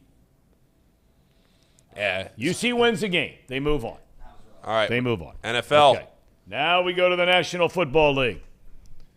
Look at Paul. Jets. That's that spread. Congratulations. Yeah, thanks. Those 12.5-point spreads in the NFL are just too big. And I thought the Jets were feisty enough. I'll be honest. I'll be with you. I didn't think they were going to win, but I did think they'd keep it to a one-possession game, and man, they won outright. 12.5 is fine when you're playing a team like Pittsburgh, but Jets are better than Pittsburgh. So, well, I just thought, and I'm done. I'm done picking Buffalo. I'm done. There's some cracks in that team that we're starting to see, and they might win a Super Bowl. But right now, and maybe it's just a little lull, last couple of weeks, they won one, but you saw some cracks. Yesterday, cracks. No team is perfect, at least except for Philadelphia so far. Okay. We all go with the Buccaneers. We pushed. Yep. That's right. Yeah. Tom Brady. That stink fest is what that game was. You know what? You're right. It was a stink fest. And it's hard to believe that when this season started, and I know how this stuff works, you at home no different than TV executives. And I don't know where all of a sudden this whole thing shifted in the last year or two where two NFC teams are playing and CBS gets the game. I don't get it. But anyway, in years past, when that game would come out on Fox, and you were seeing the schedule, in week 9 or 10, whatever it is, and on your network, you've got the defending Super Bowl champion Rams playing at Tampa Bay, and Tom Brady, you're thinking, man, this might be the highest rated game of the year. That game was terrible. Terrible. And I don't know what's going on with Mike Evans, because this guy's been a great player in this league for a long time. He's dropping balls all over the place.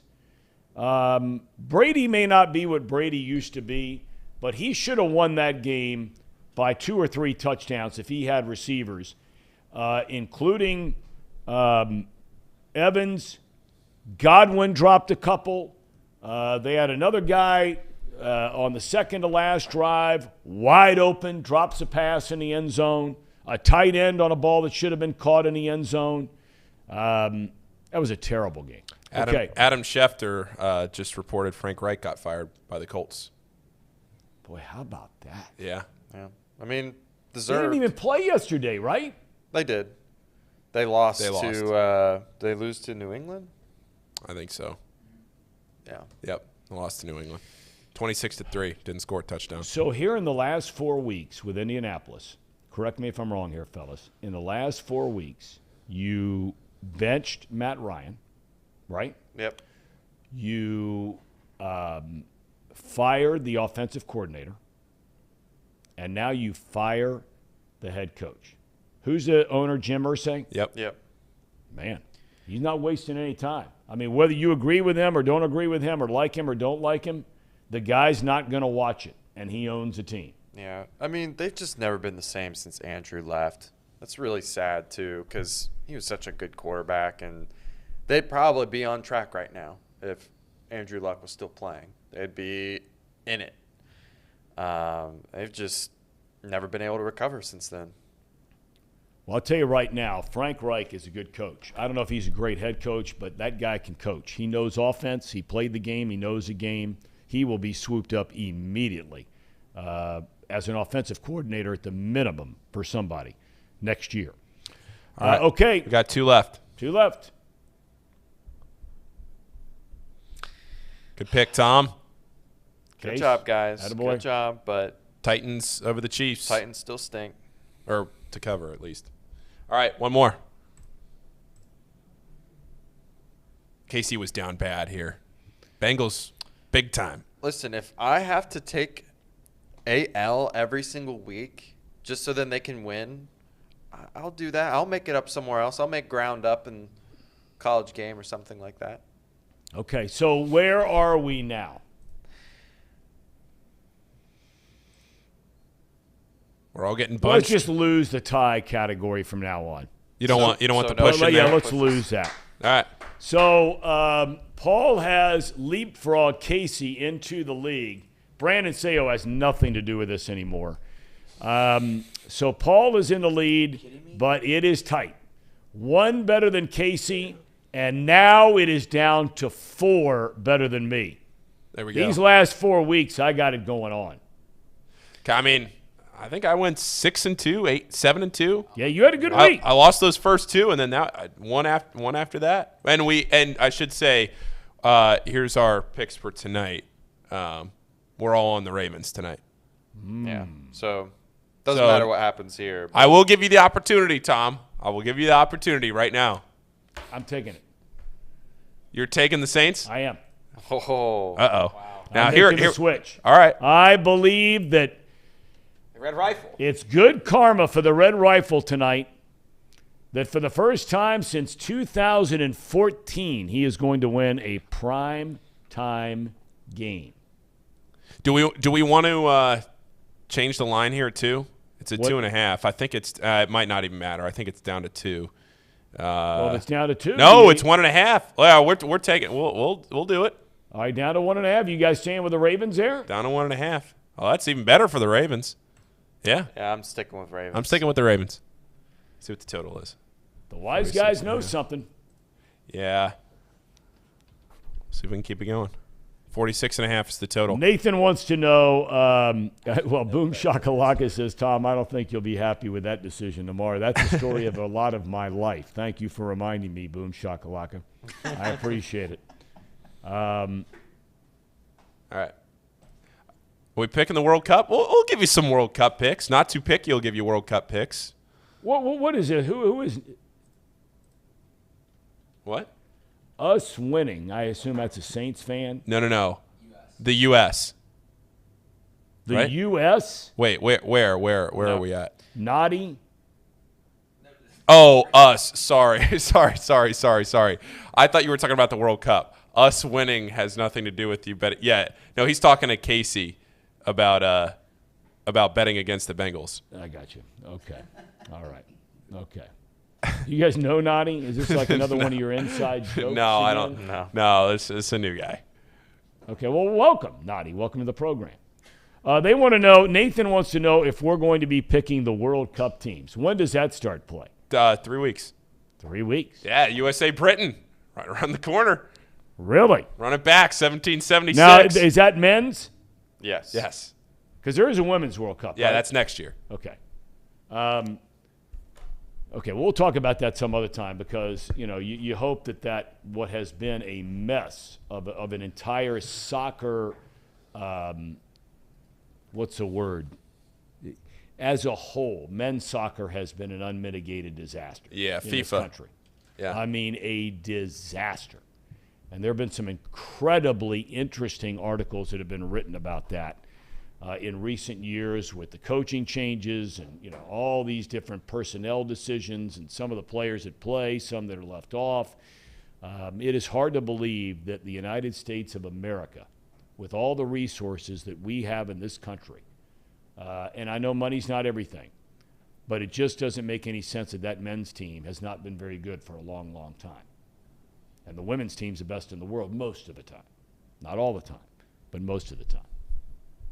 So, fellas, as we sit here for the last 15 minutes of the program, and we don't know what happened to Zim Hude, I'm going to leave the topics open for those that are watching, and I'm going to leave it open for you guys. Is there anything you would like to talk about in particular that we have not at least touched on or perhaps get a little more in-depth on? Brandon seems like he has something he wants to say. We want to talk about Brian Kelly? No, I have a hypothetical for you here. College football playoff, Ohio State plays TCU. Who are you rooting for? I have to tell you. That's a good one. I would be rooting for the Buckeyes. You with all the money you've invested in TCU? I'll have a great time with my daughter. And if Ohio State lost that game, I would not be upset. I'd be very happy for TCU. But I have although the argument can be made that I have more ties to TCU than I have to Ohio State. I didn't go to school at Ohio State. But I've been a big fan for a long time. So, TCU and Ohio State, and you're rolling with Ohio State. Yeah, I am. Okay. I am. I know some of the people at Ohio State. And I can't remember who our guest was a couple of weeks ago, but people ask me all the time when I'm announcing in the NFL, what teams do you like? And it comes down to the people. I remember for years and years when Mike Holmgren and Brett Favre and look, people, the whole Brett Favre thing and went on down at Southern Miss and this whole volleyball thing, I don't know, it doesn't look good. But I can just tell you, as far as doing your job, they were easily the most likable team in the NFL because Holmgren is a fantastic guy. And Brett Favre was just, he was worth his weight in gold to sit around in a room and just talk football with. Guy was freaking awesome. Now Drew Brees, if I had to pick one or the other to be my best friend, maybe you pick Drew Brees. But compared to sit around in a room and talk football with, no contest. Favre over Brees. But it comes down to people. And so, I know some of the people that work and have worked in Columbus for a long, long time. I don't know. The more I think about it, maybe I would change my mind and go for TCU. No way. No, I'm thinking I might. I'm thinking I might. Because if it would make my daughter happy, there's nothing more important in the world than your kids being happy. So, you know what? I just changed my mind. I picked TCU. We got a lot of good questions coming in here. A lot of good topics coming in here. Will Xavier get football? There's been talk about Xavier playing football. You touched on it the other day. Yeah, I can just roll through that real quick. We don't need to spend a ton of time on it, but it looks like they haven't finalized it yet, but it'll be an FCS program in the Pioneer Football League, so that'll be with Dayton, Valpo, Butler, those teams. It's not going to be a MAC-type team. It's not going to be an FBS team. It'll be an FCS team in the Pioneer League. That's not a league that gets bye games against big-time teams. It's not like you're going to see Xavier will not play UC. Xavier will not play Ohio State. Xavier will not play those big FBS programs. Just more of I think it's more of a marketing admissions type objective than it is actually a product of football in the field. But sounds like they're going to get a football facility. I think it'll be I think it's good. I think for the city and for people here around, I don't think it's a bad thing. You see a lot of GCL South talent around Cincinnati. You know what? I'll tell you right now, I would bet money. I would bet big money that they would be good in a very short amount of time. I mean, look at. I really do, because I think there is something special and unique about these high school kids that are playing football in the state of Ohio.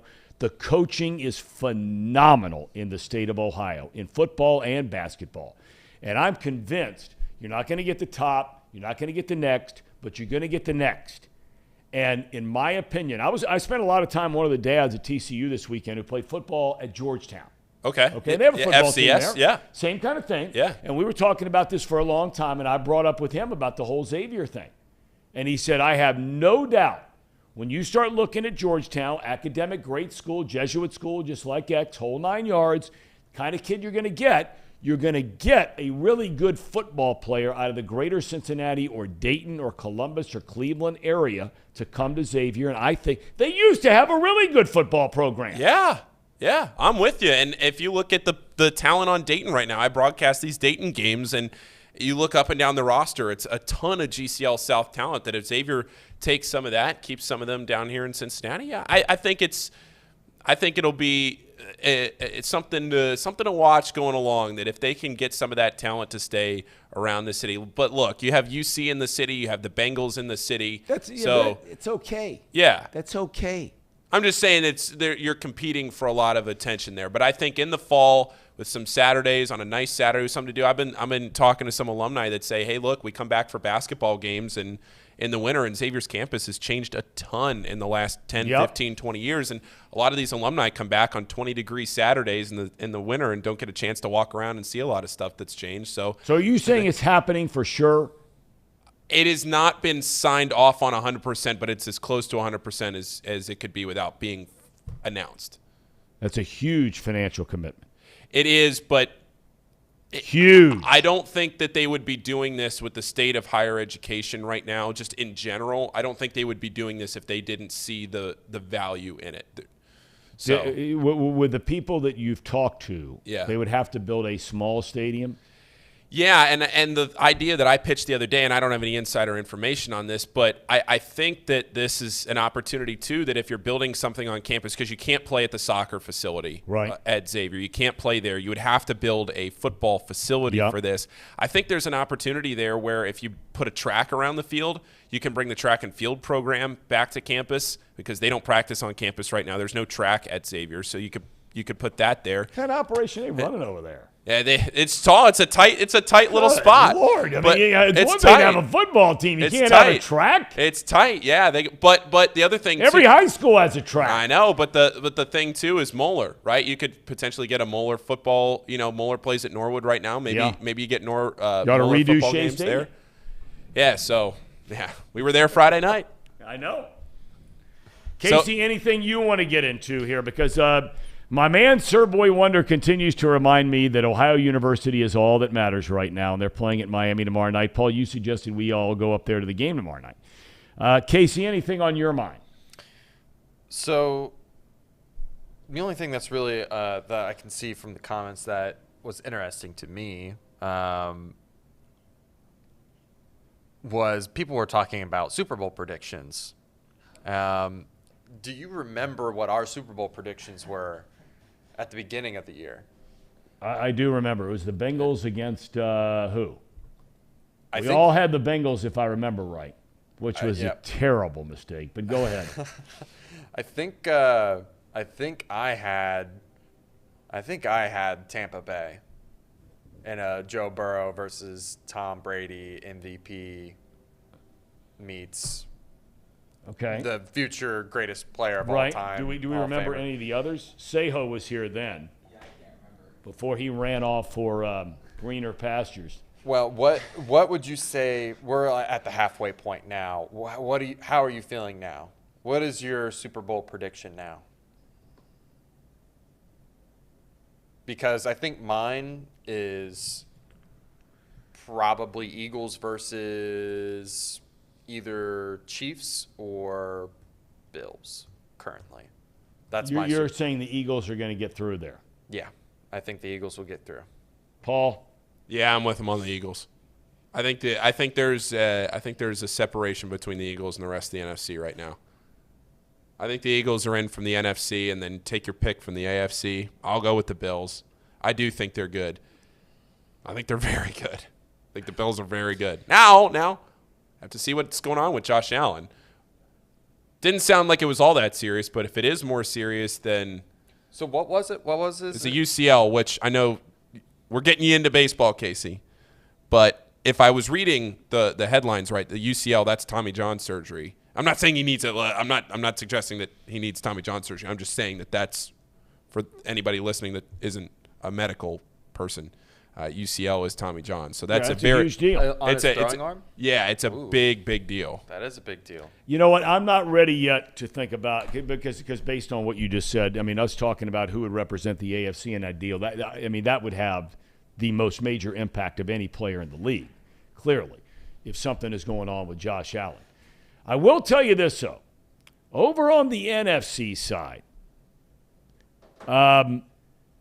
there are two teams, in my opinion, that can walk into Philadelphia, and for multiple reasons, I think they could really present a serious challenge to the Eagles. Minnesota is not one of them. I think the two teams are Seattle, and the other is Dallas.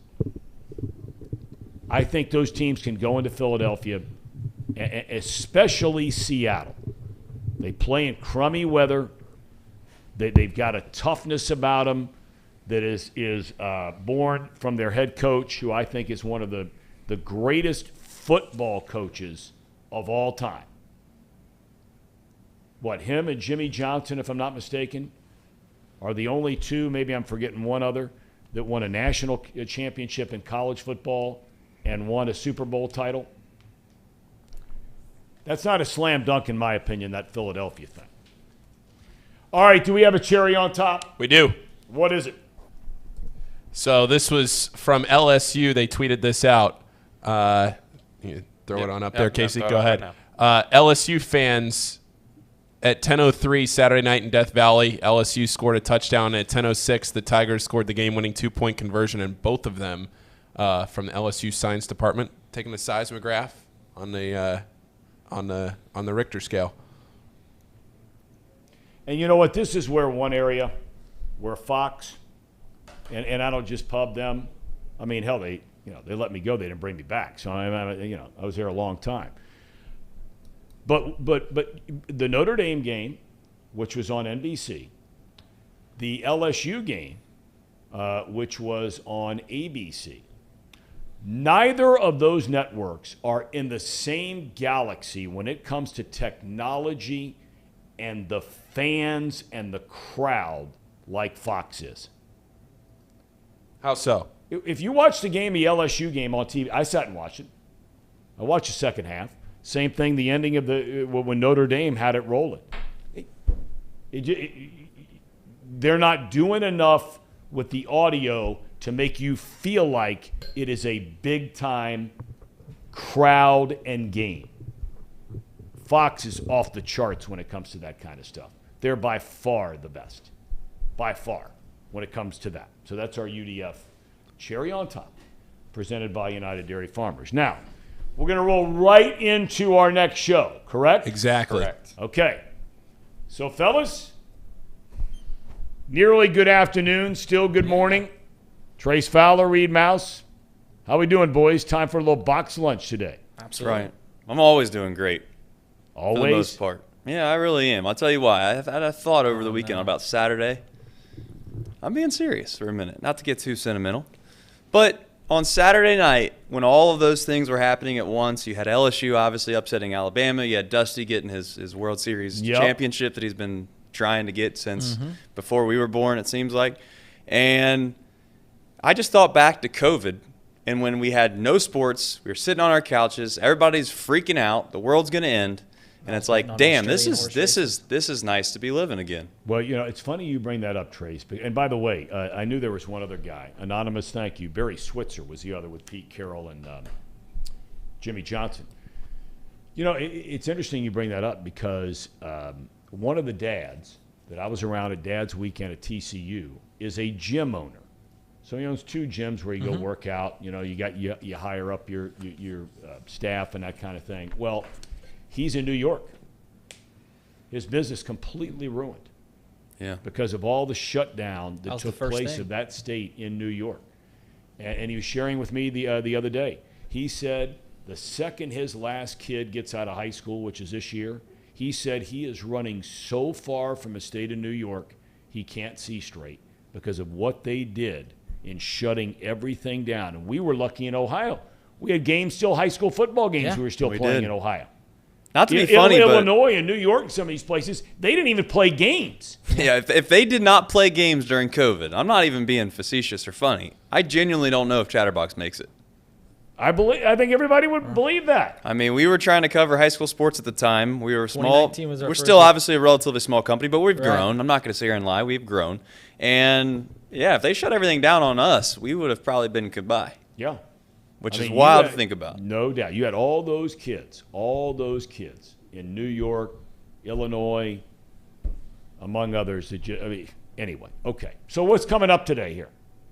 What do you got going on? Am I getting graded again today? Yeah, that was yeah, starting we're at gonna the grade- end we're of gonna- last week. Absolutely. We're gonna grade you a little bit. I'll let Reed start this time because Go ahead, I got Reed. one thing. I Go only got ahead. one thing. Well, I mean, I don't want to be a stickler for Q's and A's, but does Pete Carroll's national championship still count?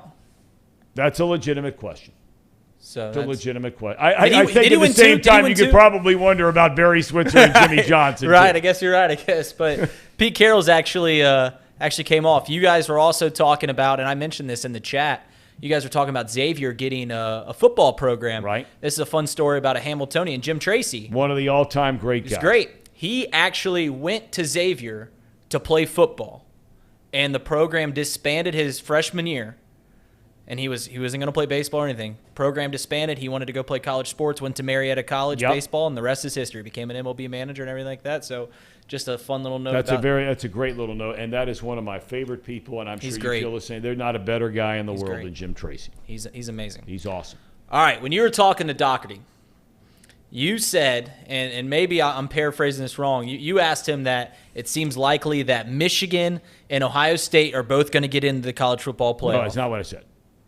I said it's unfortunate that they play at the end of the season every year because the loser, and talking about it's not if you lose, oftentimes it's when you lose. And I'm saying that this year, both of those teams, without a doubt, are two of the top 4 teams in the country. There's no question about it. And one of them is going to win. One of them is going to lose. And because it's the last week of the regular season, the loser of that game, in my opinion, has a very strong chance of dropping out of that top 4 when they probably should be in that top 4. Do you think Clemson has enough? No. Has enough runway now that they've lost here? They're in week, done. Whatever? They're done. They're not only lost, they look terrible. They don't have a quarterback. The quarterback's awful. I mean, he's awful. I hate saying it. I'm not going to say that about a college kid. The quarterback is not. Why the not? Quarterback is not. The They're just quarterback kids. is not. And Dabo knows it. Yeah. I mean, he replaced him in the game against Syracuse. He brings in the other kid the other night when they're getting shellacked. He throws one pass, it gets intercepted. Back he goes to the bench. The kid who's in there now might come back. He's got 2 years left, so he might come back and be a really good player. But if there was debate, and everybody always had that great debate, and we're not talking about pro quarterbacks now, we're talking about college quarterbacks. There was that great debate 2 years ago. The 3 best places you would want to go play quarterback would be either Ryan Day at Ohio State, Lincoln Riley then at Oklahoma, now at USC, or Dabo. Well, it's 2 years in a row now, and Clemson ain't getting it done at quarterback. Yeah, it seems long time away from Deshaun Watson and Trevor Lawrence winning some ball games down there. No. Gotta have the guy under center. Turns out good players help to win games Yes, when you they got do. guys like But Deshaun Clemson's Watson got and good Trevor players. Lawrence. So you're They saying do, but I think there's times where where we elevate some of these quarterbacks at bigger programs and we think that they're better than they really are. I genuinely think that happens more times than not. And the style of play that happens at some of these programs lends itself to make some of these quarterbacks appear like they're better quarterbacks than they truly You're right. are, just based off what they're asked to do. Hendon Hooker, and I'm not going to crush the guy on here too much, but I do think that there's some of that with Hendon Hooker. I mean, he plays in a style of offense that allows him to throw passes to guys that are wide open. When he's got to throw passes to guys that aren't wide open, things change a little bit. Yes, they do. Now, that having said that, I got one thing for you, and I know that Paul's been bringing this up time to time.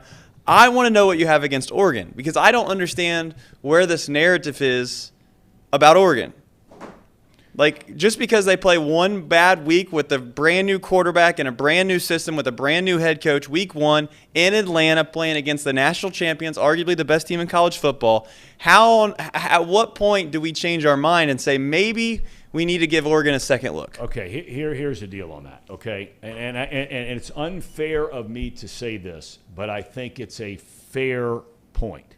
You have to look, to some extent, at the track record of the league.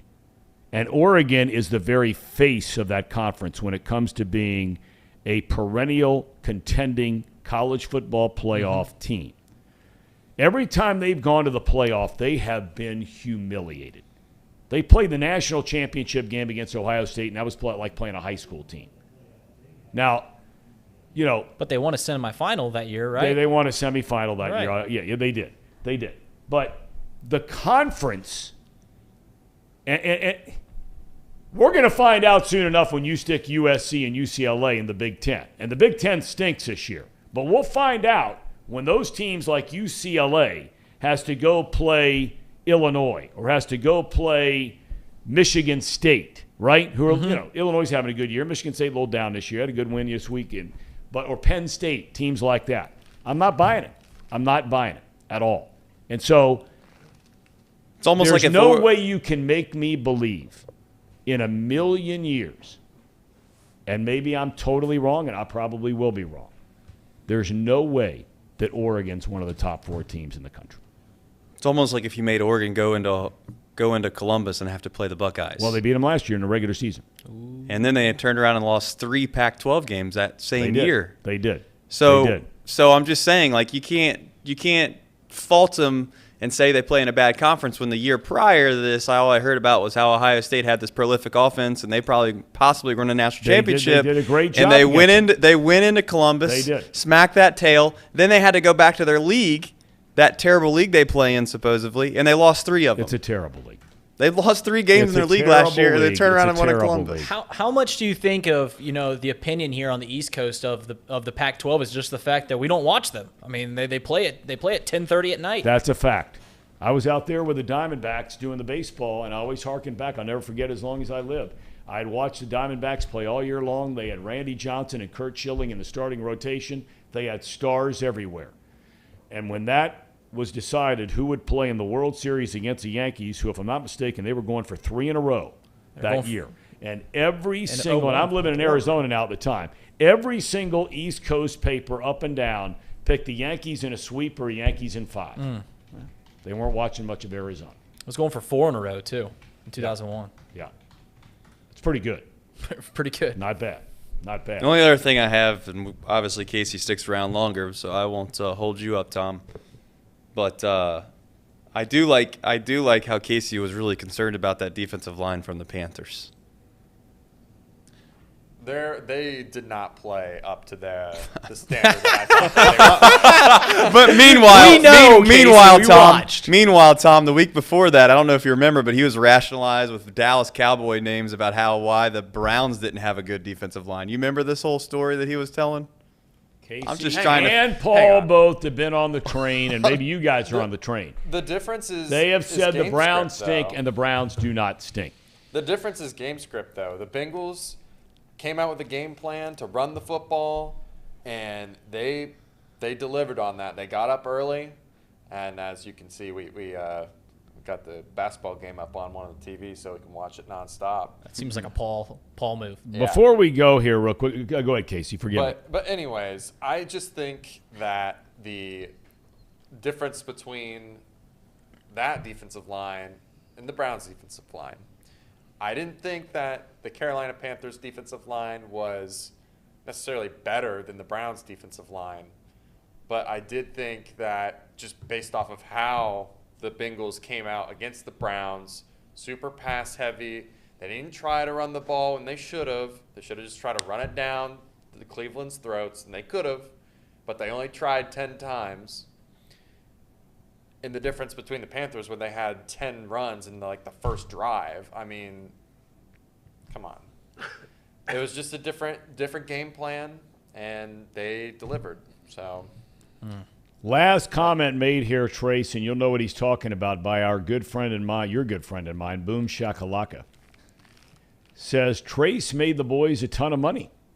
Yes, he Yeah, did. he did. Well, I think I'm the only one who hopped on that. But you've been on a roll, pretty good roll this year. Not as of late. Okay, Tom. all right. I mean, I was on a roll there for a while. But Trace goes out and says, "I will give you all a $250 free bet as long as you parlay Georgia to cover and the Bengals to win outright." Would have won you $400, so you get back to $650. And these two guys didn't take the bet. It was free money. I wasn't available to do it. I was moving. Just take it's 30 minutes to Indiana. Just hop on Not over from there. Mason. Okay, it's 40 minutes. I'll be honest, I thought it was a shtick. I got got. I mean, here's the Trace thing. is on his game. Here's the thing, though. I told Paul it wasn't a shtick before the game started. So I don't know where he's did. coming up with these excuses. sent Here's what that happened with Paul. He had too much pride. Yeah. He said what he said in here earlier in the studio. He said, I don't wanna bet against Tennessee because I like their momentum. I like their football team. They're fun to watch. And I think that it's gonna be a fun game come Saturday, and I'm gonna get to watch them play. And I don't want to be on the wrong side of rooting for the Tennessee Volunteers. And I tried to give these dudes just a little bit of money in their pocket over the weekend. And here are the two of them over there with excuses. I'm glad Reed, though. Reed, I would have done it. I absolutely would have done it. Reed made his money. I would have done it too. done it. I would have 100% done it. Well, you didn't. I mean, hindsight's 20/20. Of course, you would have done it, but you didn't. I would have done it. I was moving. Can you believe that, Tom? I I told these guys I'd take $750 out of my pocket and pay for their bill if they lost the bet. $250 out of three of them. How do you not take that? It was a free $400. And I mean, and it hit. They would have won $400. It was on the show. Bad You got to on watch the show. Chatterbox content, Brandon. All right, here we go. I'm That's giving right. The pass Let's to go. you, Reed. Look at that. There we go. Looking like Bryce Young. Also, Tom, you can just cut right in front of us. So I feel like you get all, you don't have to be all Right, worried about it. You ain't ruining this show. That's impossible. Do you have any closing thoughts, Tom, that you want to? Take care of yourself and each other. Everybody have a great rest of your day, fellas. It's all yours. Time for the box lunch. Thanks, Tom. You know, Trace, I want to get this show started off on a foot. Right. Go ahead and I just want to say congratulations to the Georgia Bulldogs on beating Bobby Moynihan and the Tennessee Volunteers in what has been billed as the most important game in Sanford Stadium history. I mean, think about that. The most important game in your stadium's history is against a team that hasn't meant shit in 24 years, and you're talking about how this is a top-tier program and the Georgia Bulldogs? I mean, Jesus, what are we doing? I like how you took somehow the most dominant performance of the weekend, the one in which everybody realized that maybe playing complimentary football is still a thing. You don't have to go out and try to run 100 plays in a minute. You can actually just run the football, take care of the football. Oh, they play hard-nosed pigskin down in the Peach State. Well, they won an national championship last year, didn't they? Yeah. Didn't they? I mean, that's a tough argument to make. Shouldn't now, even I'm not been going to sit in here the and talk college long football about it because I playoff. don't think many of our viewers give a rat's ass about Georgia football. Obviously, I'm a fan. At the end of the day, I fear for Ohio State largely because I'm not sure they can run the football against anybody with a relatively decent front. And that's what I've seen. I've seen all these Ohio State fans talking about how they were playing in basically hurricane weather, and they were, to be fair. Did I think that there was playing at a high school stadium? Yeah, you said they were playing at a high school stadium. That's wrong. But I concern myself over when you watch Georgia play. They just have a lot of dudes. It's 6, 7, 8 years worth of high-level recruiting coming to fruition, and Tennessee was a good story until it wasn't. So. Hey, when I feel as passionate as I do about the Browns and the Dogs last weekend, I will let you know again. I don't know if Tom's seen this or not, and we don't want to go down the rabbit hole, but TCU's looking like they are in some deep, deep, deep trouble. The crystal ball, the Trace at his house has this crystal ball that just sometime, normally right around the time that the betting lines come out, he looks into this crystal ball and then it comes on out, and he predicts very accurately sometimes who's going to win, who's going to lose. I mean, my man wasn't even locked in on NFL football, so he saw Aaron I didn't Rodgers know they played football on Sundays. They played football on Sundays. He was out. He's already looking forward to the betting lines for next Saturday. He sends us a text at like 2:30 p.m. about college football betting lines. We are in the second quarter of the opening slate of NFL Sunday. To be fair, the Bengals game was over. It was. Well, they put in Baker Mayfield in the second half. Bengals were up 35-0, and I was shaking. I was like, we might need some more points up on that board. But you made the whole entire list today, to be fair. I got like multitude of things going on, like juggling around here, trying to do some stuff. So as we go on, some of this stuff's new to me. Let's just jump down to it. Yeah. Saturday night was incredible. Yeah. Two of the legacy programs of our college football playoff expansion watching, which has been what, the last, someone help me, 6 years, 5 years, 8 years. 2014? 14? Yeah, and like everyone said, it's been Alabama, Clemson, and obviously you mix in, sprinkle in Georgia and Ohio State, and that's pretty much what you get for the whole playoff. Right. Oregon, whatever. But nonetheless, what is wrong with Alabama? Alabama's got some problems. Yeah, they're clearly not the Alabama that you're used to seeing. I think they have the best quarterback in the country. Yeah, that's personally. not Will Levis, but yeah. But I think they have the best quarterback in the country, and they're still this bad. Like, what happens when he leaves go to the NFL next year? Was Kirby Smart behind? Was Kirby Smart the guy behind? Well, what about you? Want to talk about a guy behind the? Was he the one behind the curtain the whole time at Alabama? Brian. What about Brian Kelly? What about Brian Kelly? Some people are saying.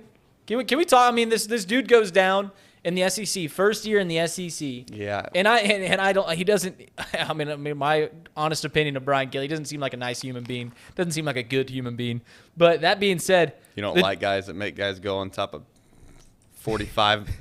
The dude seems like he can coach some stanchions when there's a hurricane. His first time playing Nick Saban with a comparable roster, an SEC roster, and he beats him.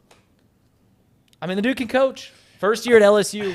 Are we jumping to conclusions a little too quick here, though? I mean, are we jumping to a conclusion that Brian Kelly can coach? When Arkansas beats LSU this weekend, are we still gonna be on this Brian Kelly bandwagon, or are we just gonna say it's his first year? I'm just asking. Well, I mean, you don't want to call the Hogs on box lunch, because I'll call them. I mean, we'll just go right into the big hog calling situation. Put that on the J The bar. next question I have is when does Dabo start to become a little bit of a fraud, the way that he acts and portrays his program? Could not have happened to a more humble guy. Saturday could not have happened to a more humble guy than Dabo Swinney. When's that gonna ever happen? I've been on that train for 7 years. I've been out on that clown since 2015. I cannot stand that guy. He, once again, a humble guy. Very humble. Does not like to make things about himself. God, I mean, he's just so, he wants to go on and on about the paying the players and everything else and what's good for the program, what's not good for the program. Give me a break. You talk about a guy that signals virtues more than Dabo Swinney. Yes. I mean, just shoehorns, great things like religion and all these things, but just shoehorns them into conversation. He does. He finds a way to always bring up about how God is on his side. And that irritates me more than anything. Right. You know who else has done that and did it in the past? And he's got karma coming for him right now. Uh-oh. Karma by Taylor Swift. Great song. Russell Wilson used to do that all the time. Russell Wilson actually doesn't even seem real at this point. Russell Wilson, he doesn't seem real. Russell Wilson said after they beat the Packers in the NFC Championship that God just was not going to let them lose that football game. And it's like, wait a minute here. How does that have anything to do with this football game? Russell Wilson, there's two things about Russell Wilson, and I don't want to go into Russell Wilson because we're talking about college football, but Russell Wilson isn't real, like he's a fake human, some sort of robot out there, or he has absolutely no social media whatsoever, because people just have been dogging Russell Wilson. And he turns around, and I don't think he's funny enough to own into the things that he's been getting dogged for, like the Broncos country, let's ride. But he goes out there and plays the worst game of his career and ends it with Broncos country, let's ride. He's talking about, and they're in London, doing calisthenics up and down the aisles in an airplane, and just is so tone deaf. All you had to see was him going through his little no huddle 2-minute drill. Yes. On camera. 2 hours before the game. That's all you needed to see to know everything you need to know about Russell. First of all, I was going to say, we don't need to go down this path, but are we all aware that Marshawn Lynch nor Richard Sherman have his phone number, and they played in Super Bowls with this dude? What? Multiple Super Bowls. Yeah. They have to go through his agent to talk to him. Manager. His manager. They have to reach out to his manager. Richard Sherman? Yeah. Yes. And Marshawn Lynch? Yes. Don't have Russell Wilson's phone number. Correct. I love how this is news to you. When did how? No, I mean, it's a not couple like weeks ago. It's not like you missed out on like national news, but you kind of did. Wow. Yeah, I mean, no big deal. I'm not surprised. All right. The one thing I will say about Saturday, about Notre Dame beating Clemson, is how in the world, Trace, can you leave the Fighting Irish out of the college football playoff at this point? How many teams in NCAA have a top 4 win? Speak to me, Reed. How many teams? You can name them. There's 3. Your Georgia Bulldogs. Yep, bring it to me. I'm ready. The Tennessee Volunteers. Yep. And the Notre Dame Fighting Irish. Those 3 teams are the only teams that have stamped themselves into college football playoff consideration at this point in time. There's going to be more. Not to bust your bubble, but I don't think that Tennessee has any top 3 wins anymore. Top 4. Top 4. Alabama was top 4 when Tennessee played. Is that what we're going to do when they played? Yeah. Because Clemson's not going to be top 4 anymore. That's exactly what I'm doing. All right. Where after you lose a game, you get pushed out. We have 12 hours to make this argument. I mean, obviously it's a bit. I mean, nobody can take the fact that Notre Dame should be anywhere remotely close. They've to the played playoff 2 top teams. What? They covered one. Who? Syracuse? Ohio State. They covered in that game. Okay. And they beat Clemson. Domination. I mean, it was manslaughter up there at Notre Dame Stadium. Manslaughter. God was on Notre Dame's side. As he usually probably should be. Are we going to jump to the NFL or NCAA? This is something. Well, no. Let's go ahead and get you have a tier list, right? You sent a tier list. Sure. Yeah, I did. Yeah, I don't think this tier list is all that crazy though. This we'll keep where, it updated. This is where I don't know if we have the Trace tier list ready it's or not. It's in your guys' email. Yeah, I'll give them a second. we have it, I think. All right. The college playoff tier list, right? Yeah. Throw it up there. Trace, it's not very big. Give us your thought process here. And are you going to update this? It's relatively simple in my opinion. There's only 2 teams that can win the national championship. 2 teams. Well, typically only one team can be a national champion. Listen. Whoever wins the Ohio State-Michigan game, right, in Georgia. That's it. That's the list. Now, as far as everything else, if you want to argue about who should be in, who should be out, that's all cool. I really do think that there's some merit to the Oregon thing. And I also think that Tennessee has a small chance if there's some teams that lose. Now, you might say, okay, why is TCU down there? They're undefeated right there with Clemson because Clemson were frauds the whole time. TCU are frauds. Okay, TCU, they're going to lose this weekend at Texas. And then for whatever reason, I got this small little glimmer of hope there for 2 teams out of the SEC and Ole Miss and LSU. Because LSU... Well, if they'd have to get in the SEC championship and win. Right. Yeah, that's the only way they'd get it. How does Ole Miss have life here? Ole Miss has life because LSU is going to lose to Arkansas this weekend. So they can get into the SEC championship. So then Ole Miss. I mean, let's be honest. Ole Miss nor LSU are probably going to beat Georgia, but you got to put them down there. I'm just saying, there's still some game left. That's all I got for them. There's not a whole lot there to that list that I think is arguable. The thing about Oregon is how can they run the gamut, win the Pac-12, and you not put them in? Like there's literally no way in which they don't get in. Winning 12 straight games, losing the first game, then winning 12 straight, run the Pac-12, win the Pac-12 championship, beat a USC team in the US. I don't know the divisions over there in the Pac-12, but there's no way if Oregon wins the Pac-12 championship that they wouldn't get in. Correct. Is it safe to say that Oregon controls their own destiny? Oregon? Yeah, there's no way in which if they run the gamut, there's no way that they don't get in. Oregon? Yeah. I don't want to say there's no way they don't get in. I think the committee could. Does anyone in the chat think that Oregon doesn't control their own destiny? Would a one-loss Oregon team get in over a one-loss Clemson team? Yeah, because that would Okay, mean then they they're won the in. Pac-12. Yeah. Then they're in. Well, I guess Clemson could still win the ACC. Is it safe to say that if Ohio State and Michigan play a close game, that they both are in? See, this is a point that Tom made. It'd be too close to. Well, Georgia lost. But Georgia lost in the SEC championship game last year. Yeah, but they didn't lose. They went to the SEC championship game. They had to play one more game. Right. But Big Ten's so bad that we're not going to consider the other side for anything. I do think that there's a small chance that Ohio State and Michigan both would get in. If I get a call from this number one more time, folks, I'm going to answer it live on the air because it's this security system that's worried about the old Hamiltonian being broken into or something. Sure. I'll tell you what. Sure. All right, let's talk into something that you and me got a little heated about behind closed doors of this studio before. Right. You think that the NCAA is a better product than the NFL? Yes. We're arguing basically our opinion, first of all. Let's get that out of the way. This isn't obviously some guaranteed factual thing that we can sit here and debate about, but I'm going to say this. I think the NCAA is much more enjoyable, and it's much more – it's just you add in the pageantry of the programs, you add in the rituals, you add in the atmospheres, you add in the rivalry games, and it's just unique. And every single week, there's always something, in my opinion, every week to where it feels like games. One of them's bound to be good. Okay, so what? That's part of the product. It's do or die. It's do or die. Every week, there's some game that feels like it's do or die. You will never get that in the NFL, unless you're talking about the very end of the regular season where you have to win to get into the postseason. Let's be honest. The regular season for the NFL, in my opinion, for the most part, is not that what I would call do or die. It just doesn't feel like that. Now, I know that you want to win every game, and yes, maybe home field matters, blah, blah, blah, but it's been proven in the playoffs, it's been proven in the postseason that home field isn't all that big of a deal.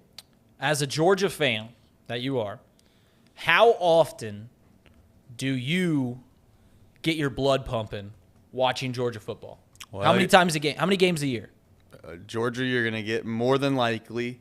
You're going to get a crossover game in the SEC West that's going to be relatively competitive, whether that's Alabama or whether that's LSU. That's on occasion. But you have Florida every year. You have Tennessee every year. And then you have the SEC championship game Georgia every year with Tennessee. Georgia every year with Tennessee has gotten your blood going.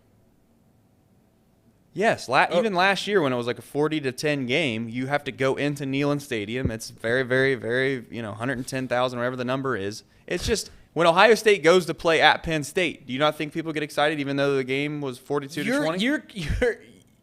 You are arguing for the NCAA when you're saying that one of the highlights of your year is when you beat a team 45-10. Yeah, that's exciting to you? That's not exciting. What is fun about that? Hang on. So you're arguing the atmosphere of these games. Right. He's saying that the actual game itself. He's saying that the reason that the NCAA is better is everything that isn't the football game. Yeah.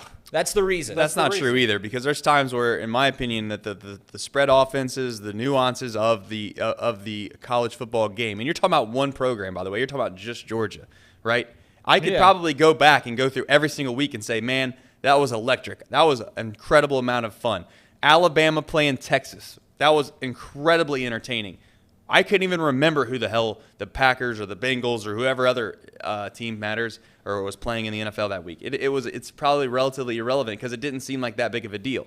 At that time and at that moment in that week, that's why I was saying before, the playoffs for college football could ruin some of this because what's it matter if we lose to Alabama, or what's it matter if you lose at Texas if you're Alabama, because if you just win the SEC West and you win the SEC championship game, you're going to automatically get in, so those games aren't as big of a deal anymore. There's this weird do or die every single week in the NCAA that is just entertaining and fun, and it makes you feel like you're always in some kind of playoff game. Every week there's a playoff game in the NCAA. The Bengals, only 6 teams can make the playoff. How can you say every week that there is a playoff game atmosphere when you do that? But to strike your point about the regular season in the NFL doesn't matter. Did you see what the Browns-Bengals game did to our poor Casey last week?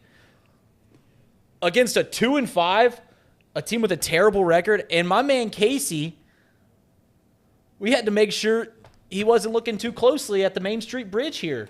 Well, I know you're. I know you're losing the argument. I know you're losing the argument. Yeah. When you have to bring in Casey as a subject point. Hang on. Let me try to. I feel like Casey's. No, I'm saying that's hang on. right. Let me try to help Reed out here. So he needs all the help he can yeah. get. So I would argue. I'm gonna stand up for a second just so I can actually see you. Please do. I would argue that the NFL is a much better product because you don't know which team is going to win on any given Sunday. Right. Every team is enjoyable to watch. Are you really seriously considering watching a Ohio State Rutgers game or an Iowa game or anything like that? That this weekend, those are big rivals. That's gonna get your blood pumping. Like you. This weekend everyone favored Georgia. I mean, people bet with Tennessee, but everyone knew that Georgia was going to win that game. Did they? Casey's. Casey. Look at this. This is the greatest Everyone. week. This is the best week of the season for college I can't football. believe They had one of the best. That I am talking to these guys. This is one of the best weekends that college football has had in forever, because of what happened this past Saturday. And what happened? 2 bloodbaths.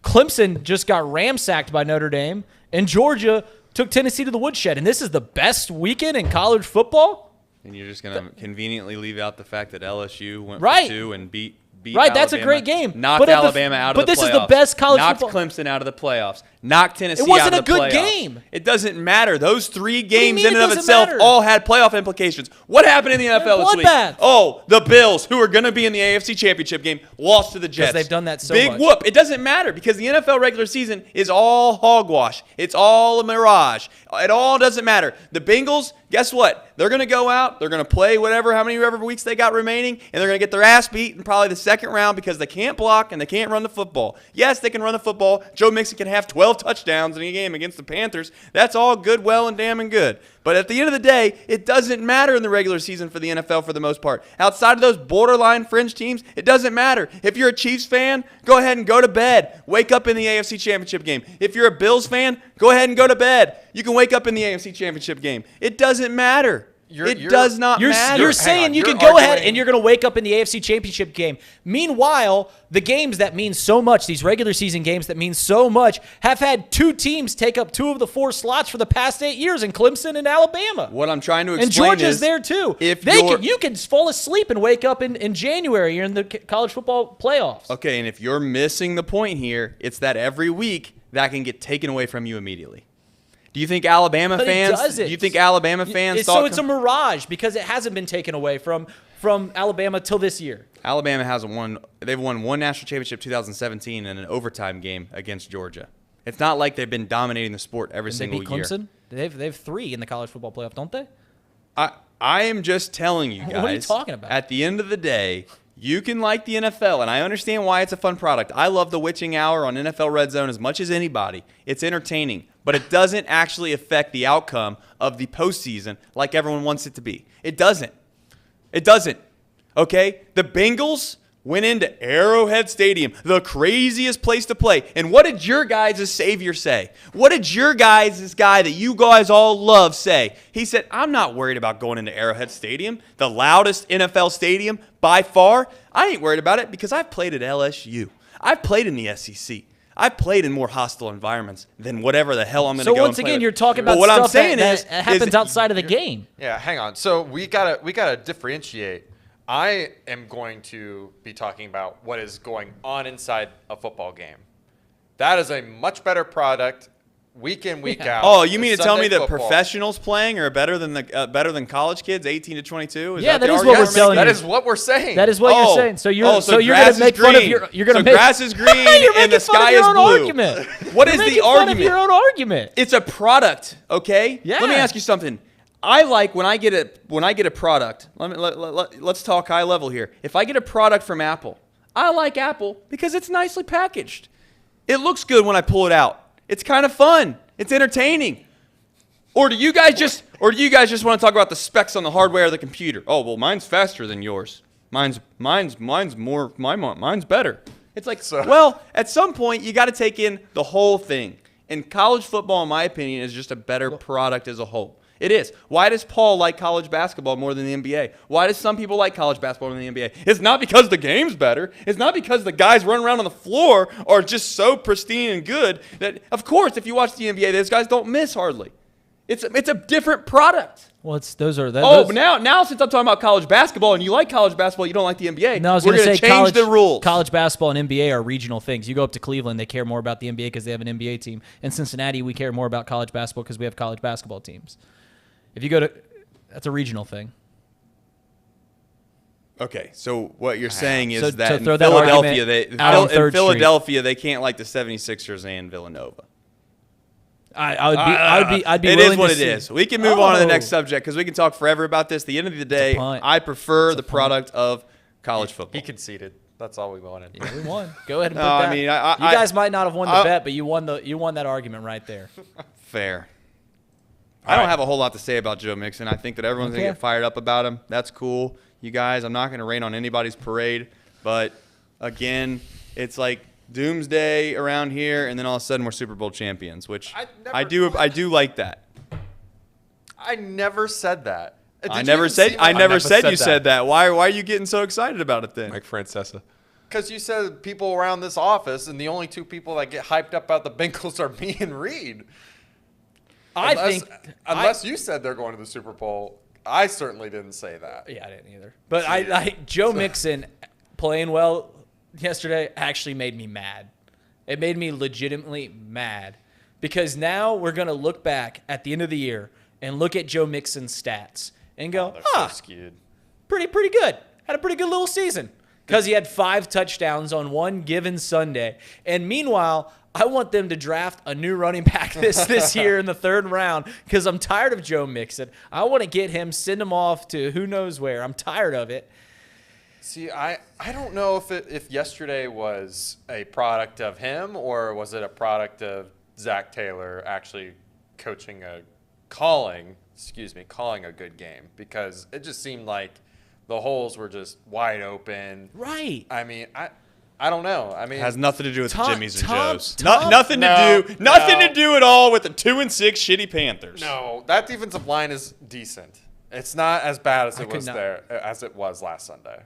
It's just not. Unless our offensive line is unless our offensive line is better than what I thought it is. But I have my opinion on the Bengals offense, and Tom and you and on his show we're talking about, and Tom's been a champion of this for a while, about they won't have any success until they run the ball. And maybe I'm going to lose an argument here because the one time that they run the ball well, they score 40 plus points and do it well. But I don't necessarily think that the Bengals need to run the ball to have a successful offense. I don't think that's a must.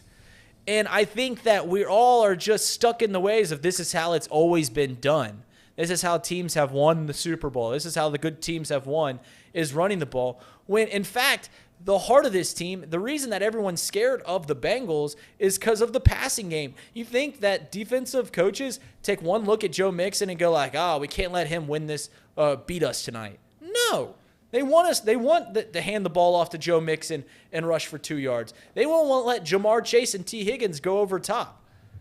Yeah. I think that this game on Sunday, letting Joe Mixon score 5 times, have 250 yards of all-purpose yards, which is fantastic, and I'm happy for it. And it's not a coincidence that he rubs shoulders with the Chatterbox crew and just goes out and has his career game. Those are one-and-one things. He should just have us hang around more often. But can't argue that. It's gonna set us back. It really will. Oh no, Joe Mixon scored 5 touchdowns. It's gonna set the Bengals. It's back. gonna because it's just more weeks of handing it off to him, running into on 2nd and 10, and running into a wall on 2nd and 8. Agreed. Wait a minute. You turn around and you complain about the fact that they didn't run the ball against the Browns, and then now you're complaining because they're going to hand the ball off. I never once said that they didn't need to run the ball. I said they need to have a vertical game. I agree with you, but the issue with that is you have to have a competent play caller, And when you don't have someone that's scheming up routes for you, rub routes, pick routes, whatever you want to call, to get those easy yards, then that scenario that you're talking about is a lot more difficult to see. Right. The Bills are a perfect example of it. They don't have a run game except for stink. Bills don't stink. But the Bills are a perfect example of that. They don't have a great running back, and they're one of the best teams in the league. So I liken it to this. And Trace, you played college baseball. You know baseball well. I liken it to this, the Bengals offense. If you have a plus-plus curveball, typically how most pitchers go about hitters is they start them off with a fastball early and then break them off later on. When you have a plus-plus curveball, what do? You pitch backwards. You throw them the curveball late and then maybe change the speeds to get them out and strike them out on that pitch. That's how the Bengals, for the longest time in the NFL, people have ran the ball to open up the pass. The Bengals, with their vertical talent, with Jamar Chase, T. Higgins, Tyler Boyd, they should be passing the ball to open up the holes for Joe Mixon. At the end of the day, I still want to see this offensive line be able to protect the quarterback and be able to actually run the ball when they go against a defensive front that's worth their weight. I mean, that's the real test here. I think that the Bengals are in a situation where they can only beat bad teams. No, I think that there's a chance they can match up against the Chiefs and win a football game. I'm really not sure that they can do that against the Bills, and that's where the question lies for me. Do you think we can't personally. stop them, or do you think their defense will stop us? I think their defense will eat your offense alive. up. Yeah. Up one, down a wall, and down the other. It'll be looking like the Browns game where you're just like, what happened? Zach Taylor's calling a terrible game. It's like, no, just sometimes when it comes down to it, one-on-one battles at the line of scrimmage, more times than not, are the only thing that matter in football. Not always. You can scheme it up a little bit, but guess what? When your left guard or your left tackle, which, again, I don't watch the Bengals every single week, but there were times during that Browns game where that poor dude wasn't even touching guys. Jonah got burnt like twice last week, or just this last Sunday. Yeah, he's tough. He's a liability. The interior of Sir the Boy line brings is- up a good point. I do think the Steelers are terrible, so I'm not going to say if the Bengals can beat the Steelers at their back. I'll say this. When do they play the Titans? They play them after the Steelers. Yeah. So they play them in bye week. 3 weeks? It's bye week, Steelers, Titans. I'll be down there. So 3 weeks. Let's watch that game and come back and reconvene. Yeah. Let's see what that looks like. I agree. I agree with you. I think they need to go 7-4 before I can say that they're back or that things are looking in the right direction. When it comes down to it, this was a win that the Bengals needed to get, and they got it. Correct. Yep. Yeah. All right. Dusty. Ooh, Dusty. This was nice to see. Paul, but before we get into Dusty, you're awfully quiet. How's the over looking? Oh. He's got college hoops on. That's got got to be looking decent. I mean, now 140 something. So here was my thing. Oh my gosh, they have. Baylor's winning 33-10 right now with 6.5 left in the first half. Mississippi Valley State, betting on the Delta Devils is a cultural experience. I don't know if you guys have ever done it. I've done it the last few years. These guys are the worst cast of characters ever assembled on a hardwood, and I continually just I mean, it is just unbelievable how bad these guys are at playing basketball. And the fact that they even have 10 points right now with 6 minutes left in the first half is honestly a little surprising. I needed the Delta Devils. I needed the Double Ds at 50 points at the end of this game. Fellas, I don't know if we're going to get there. Shout out to Shout out to the Double Ds, man. They are bad. They are bad. Paul, They are I not love how getting anywhere near 50, Paul. It is 12:38 on a Monday, and Paul is sweating a Mississippi Valley State over right now. That's what I love about sports betting at times is just the silliness of it. This over never had a snowball's chance in hell, but I will be damned if I'm going to take an under on college basketball's opening day. So here we are. One would have to ask why you didn't take the other side of the Double Ds, if you know what I'm saying. Like, that's a bad opportunity. 44? Opportunity missed. I don't have a whole lot to say about Dusty. Yeah. Here's what I'll say about him. I think that there's something poetic about the fact that they were able to get it done. Yes, there was this cheating scandal. Yes, the Astros are kind of one of those teams where no one likes because of the situation that happened years ago. Yeah. But a lot of those guys are gone. It's a shame that Altuve's still there because he didn't really help them at all anyways during the whole entire run throughout the playoffs. Bregman did. But Bregman's a dude, and I think he's proven that. Ball player. But Altuve is the guy that kind of seems like the poster child for the whole thing. He's the one that obviously felt like he was getting the wiretap, didn't want to take his shirt off. He was kind of like the poster child for the cheating scandal, and he's still on the team, so that's kind of makes it a little bit of a marring image maybe. But Dusty Baker, I think it's safe to say he's the last and only great manager that I've seen the Reds have since I've started following him. Since I was alive. Yeah. Yeah, I mean, all the way. I mean, they had Lou Piniella in the early 90s. But I don't. You're right, you're right. I'm. Since then, I can't even name most of their managers. That's how bad it's been. But is there anyone in this sport? So after the next day, you wake up, got that extra hour of sleep. So you wake up an hour early. You don't even use it. Right. You're just watching early morning television, early morning sports, ESPN, SportsCenter, all this stuff, and every single person, oh, this is so great for Dusty Baker. Is there anyone more beloved in the sport of baseball than Dusty Baker? I don't know. There's not a whole lot of people that say bad things about him, so maybe. No, Don't you feel like this is what happens to baseball so much, and I apologize to Major League Baseball, but the NFL seems like they missed an opportunity there with the whole time change thing, right? If we're going to play those London games and those Germany games at like 8 in the morning, like let's play those things when we move back an hour. You know what I'm saying? I feel like somebody get that up there. Somebody get that up to the headquarters. They'll be having that thing next year. Will be implemented. The 9:30 slate on the NFL, and this is the only thing I'll say about it, is awesome except for when your team plays in it, because then it's brutal. But yeah, Dusty Baker, should he retire? Yes. Yes. Does anybody think that he should? Win another one. Heck, who has a better roster than the Astros? The Dodgers, maybe? I mean, you got to at some point just step away, and if you want to be a part of the team, go ahead and take some kind of whatever management role from a front office that means nothing. You just come and go as you please, and you do whatever you want. But if it gets down towards the postseason, heck yes, sir, boy. Maybe you can make some suggestions, but no. Sir boy's on my side. Let's win another. Let's have Dusty win another. I mean, I will say this: everyone was okay with the Astros winning the World Series because you wanted Dusty to win one. If Dusty's still in the seat next year, the Astros are back to being hated again. I mean, no one's going to want the Astros to win next year because you've got no positive of them winning. Yeah. Well, the funny thing was the Astros had all this public, sentiment on their side. They had Dusty. It's kind of like where you talk about how sometimes when you go to a baseball game and you think, what's the most exciting part of a baseball game? And it's, a fan makes a crazy catch on a foul ball in the stands or somebody runs on the field. And a lot of times they'll say like the most exciting thing that happened was something that didn't happen actually in the game. Well, that's kind of how it felt like this. The most excited, the people that you were most excited for was Dusty Baker, who was not a player, and Mattress Mac, who was sitting in the first row of the stands, winning $75 million.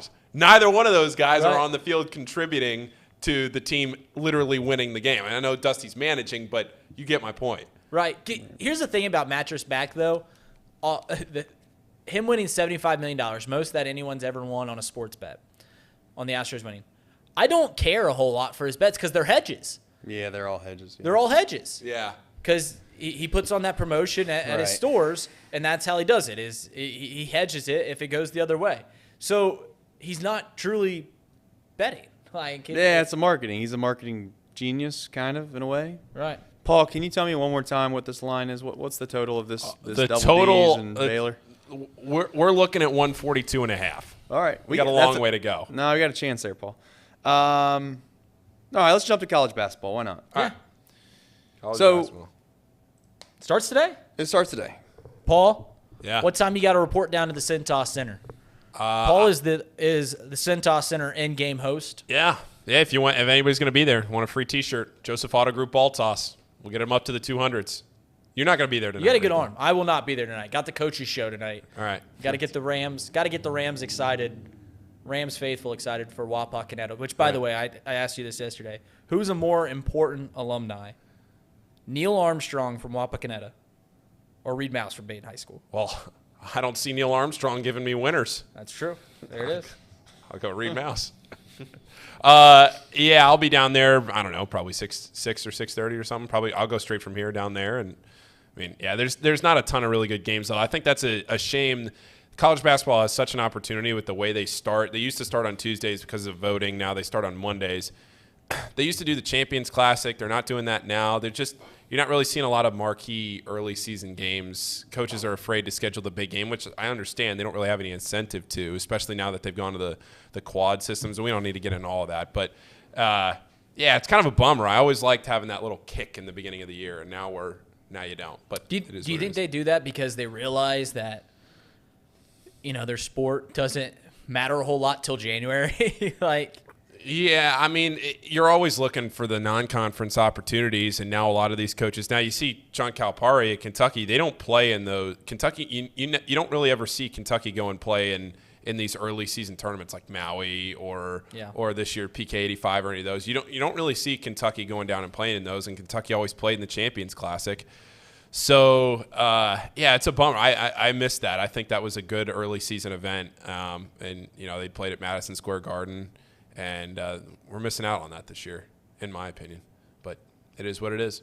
College basketball's back. Great time to be alive. College kids making free throws, missing free throws, and bricking threes. Yeah, it's better product than NBA because the pageantry around the crowd. The crowd gets into it. Right, the crowd really gets. You don't see that at the NBA. They try on defense. I mean, they played music at NBA games. They just have a during the game, right? And you don't hear. I mean, they got the fans get into it, right? I agree. Trace, will Xavier and UC make the tournament?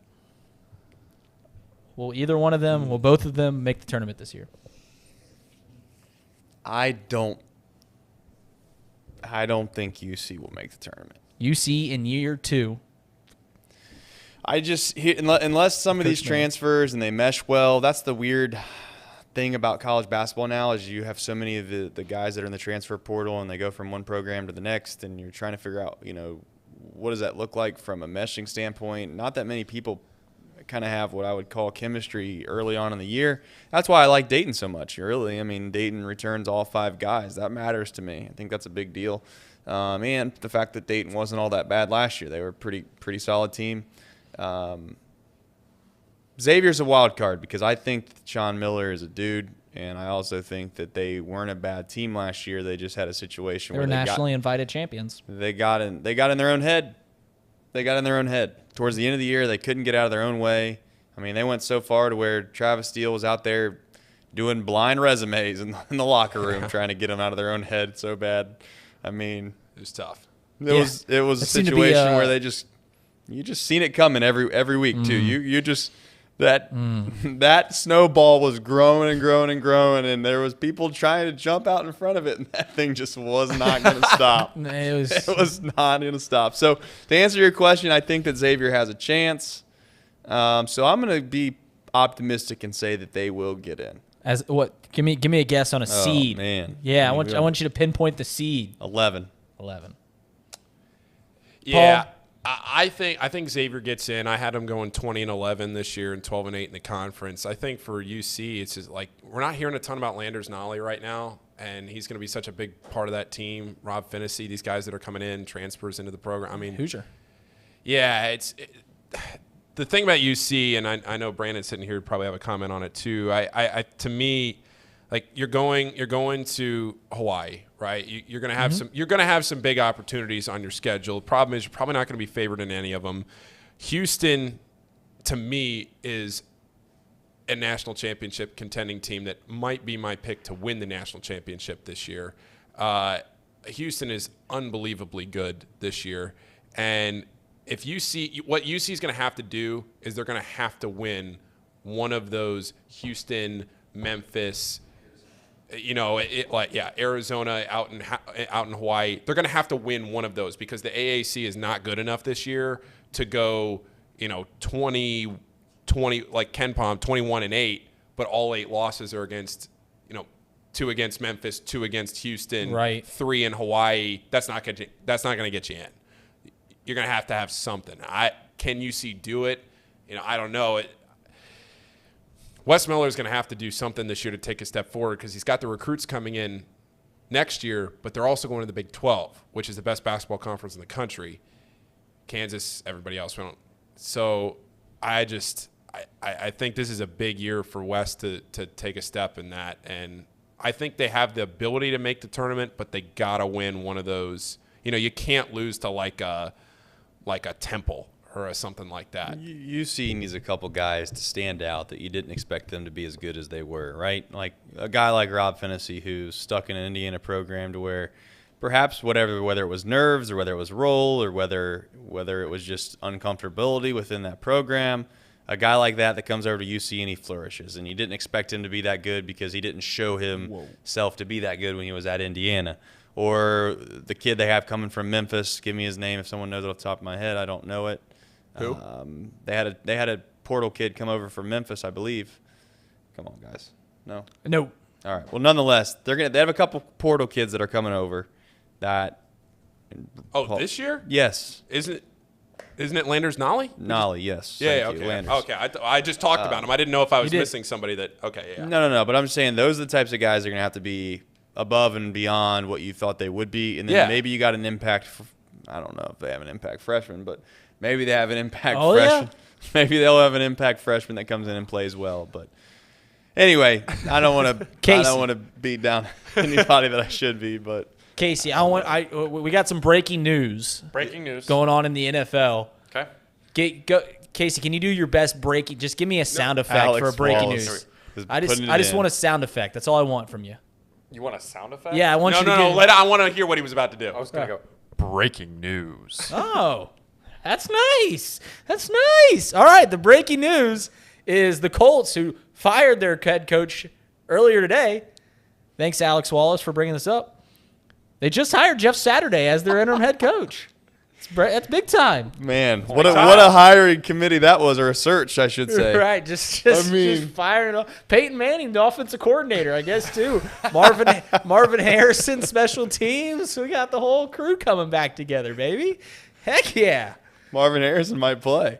I think they need Peyton Manning, see if he can sling it. You know that one clip of Peyton Manning? He's arguing with Jeff Saturday, and he goes, "Just run the damn plays. Quit calling the plays." That's right, yes. Now he gets to call the plays. Way to go, Jeff. Call the plays. Who's he? There's that clip of Peyton Manning scrambling, like when he was in his Colts and he was mic'd up and immediately the pocket collapsed and you just hear him in the mic'd up go, "God damn it, Donald," as he's just sprinting away. Whoever the tackle was just completely missed his block. I always think of that when I think of old Peyton Manning. But Jeff Saturday, he knows. Good for Jeff. Yeah, we'll see how that goes. Good for Jeff. He's got a good thing going. Say over next, there. Mo. Let's get to it. Yeah, let's finish it up. Let's wrap this thing So you up. wanted to bring this in. I did. Yeah, I thought this was funny. We were at this game. Do we have the clip? Can we play the clip first? Yeah, go ahead. So we were at this game. It's 21-7. St. X Moeller marquee game. Two of the most audio? big. Yeah, it does. It just has audio from the game, but it doesn't really matter. Audio. But here it is. It's 21-7. First look isn't the greatest. They got a little second one right here. Not this one, but the next one's a pretty good look. So we were in that end zone right here, and we all stood up collectively in unison after this play because it was an incredible catch. Watch Paul at the bottom too. Mostyn. Watch Paul. Hold on a second. The second part. This is my favorite thing of the clip. Paul's head might get cut off from the bottom thing, but but anyways, Paul was beside himself.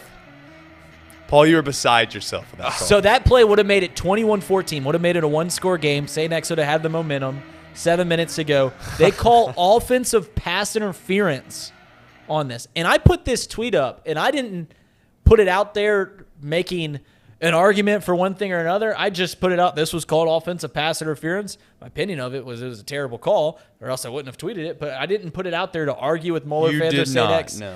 And I got about 50 replies, and the best of which, I had 15 replies, but the best of which was this Bearcat sports fanatic saying, "Show a better angle when he actually did push off." And he said, "You can clearly see his arms pushing down off. I can't clearly see anything there. That is the worst picture that has ever been taken in the history of cameras. What? You can clearly see that pushed off. That is, you can zoom and enhance on that. Trace started counting the pixel on his hands. I love the response to the tweet from Tiffany that says, "You literally can't even see the players in this photo. How is this a better angle?" Yes, it is. Let's be honest. The guy missed the call, and the kid went up and made a play on the football. I don't care if he bumped him or not. I didn't have a dog in the fight. I could care less, for the most part, who wins, who loses. I thought that was a point in the game where St. X had a chance to kind of tighten the screws down a little bit, maybe get to a point where Moeller was getting a little nervous. I do think no one can argue that Moeller's the better team. Moeller's going to win that football game more than likely. It would have been nice to see the end of it, though. It would have been nice to see what it would have been if those screws really did get tightened down, because it would have been a 7-point game. Yep. How much time was left on the clock? 7.5 minutes. About 7 minutes on the clock, so there was plenty of time. And again, because the pass interference, it made it 3rd and 30. Yeah, it took them out of their drive. And what's crazy, game was over. What's crazy is that same guy had a chance to kind of right his wrong, in my opinion. I'm not saying you should make makeup calls or nothing like that, but you could clearly make an argument that there was pass interference on the very next play against Moeller that would have given St. X an automatic first down, at least, if nothing else, and gotten him off the hook a little bit. And he swallowed the flag on that one, or swallowed the whistle, ate the flag, I don't know, whatever you call it. But that was a tough call. Tough call for the Bombers. Let me tell you who's not sorry for him, though. And I'm not sorry for him. Oh, I thought you were going to say Bearcat Sports Fanatic, who I got called a bomber crybaby. And Bearcat, he said, what's laughable is that y'all are crying about a call that was correct and still lost. Man. I mean, it's like you first of all put out a tweet that was very, very vague. You didn't want to appear like you were. You didn't even want to appear clearly that you were, quite frankly, saying it was a bad call. You just put it on. It was a controversial call, and I said what the call was. Showed the picture. Right. And it was a call. Yeah, that was a huge point in that game. Spirit Cat brought that up. It was. It was one of those calls where it's like almost as if in college basketball, or even I guess the NBA. I don't watch the NBA enough though. But you have a team that's making a run, and they're you can see the momentum. It's building and building and building, and there's this block charge call, and it's an and one, and they call it the opposite way of the team that's making the run, and it just feels like that was it. There went our entire run that we were making, and if we were one call away from just getting that thing going even better. But yeah, well. That was fun. I mean, I do think that you guys should have some fun there on the old Not Too Picky. That's coming up right now, right, Paul? Yeah. Coming up right now. You guys got the countdown clock still? Yeah, we do. It's we're going to rocket through this one today. 15 minutes. All right, I'm going to set it up right now. Heck yeah. 1:15. 1:15. We're 1:15. gonna beat the timer. What? 144, right? Okay, the live total right now is at 156. What was the number? What was the number that you gave? 142. But I'm telling you. No. Listen. Okay. Baylor might score. Okay. Yeah. 115 points. Yeah. You need the double D's. I don't know if we can get there. You need the double D's to get you what? That 30? I need double D's getting to at least 40 to make me feel good. No, they don't need to get to 40s. So I'm not the only one who does that then. When you bet an over in a college basketball game, I am actively looking at the live line. Everyone does that. Okay. Everybody just to make sure make sure you're on pace. Yeah. Because it's kind of hard to know. Like in college basketball, you're like, I feel like I'm on pace here. Right. What does Vegas think? And if it's above the line, I think the double D's get to 48. We're going to be sweating this one out. That's why we're doing a short show. We got to catch the second half of this tilt. Yeah. All right, guys. Thanks, Trace. Let's go. See ya. NFL's better. Such a bad take. Can't believe that you have that take. Thought you were a smarter person than that, for being honest. NFL is better. Just is. Casey, you sending us to break? I can. Well, let's go to break real quick. At United Dairy Farmers, we've perfected freshness in our family bakery, where we use only the finest ingredients, like thick, high-quality glazes on our signature donuts, before delivering them fresh from bakery to store every day. UDF, made for you. If your AC or furnace is struggling, turn to the experts at Bartell's Heating and Cooling. Their certified technicians get the job done right the first time, and if you need a new unit, Bartell's will give you upfront pricing with no hidden fees. Plus, ask about Bartell's 0% interest financing for 60 months. Learn more at bartellsheatingandcooling.com. Bartell's Heating and Cooling, for a comfortable way of life. Eli's Sports Bar and Grill, proudly sponsoring high school football with 3 locations in Mason, Liberty Township, and Ross, Ohio. Our 10-foot screens guarantee a great view from every seat in the house. Eli's Sports Bar and Grill, the best place in Cincinnati for sports, food, and fun.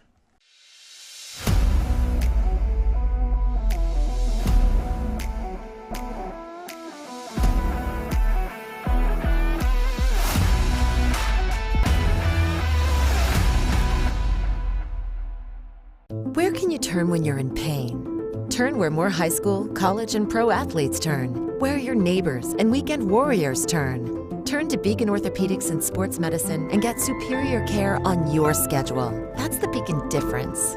Check out our fresh arrivals at Jake Sweeney Used Cars. Over 250 used vehicles weekly. All makes, all models. From economy to luxury, Jake Sweeney, the original used car superstore.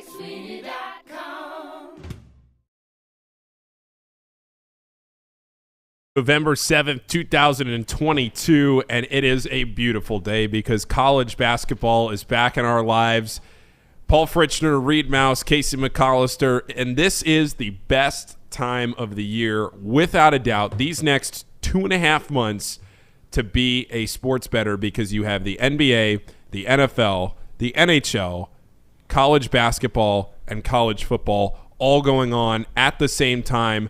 We have a countdown clock, and we have a real quick countdown clock today. 13 minutes and 35 seconds in today's show. Hey, it's a shot clock, right? College basketball. A shot clock. You got a shot clock. That's exactly what we were doing. So we are, or at least I don't want to say we. I am on the over in this Baylor and Missouri, Mississippi. Oh, you are on the over? Well, if you are, I'm just okay. As a team, yeah. Baylor and Mississippi Valley State, the season opening tip-off game for the college football season. The over pregame was at 142.5.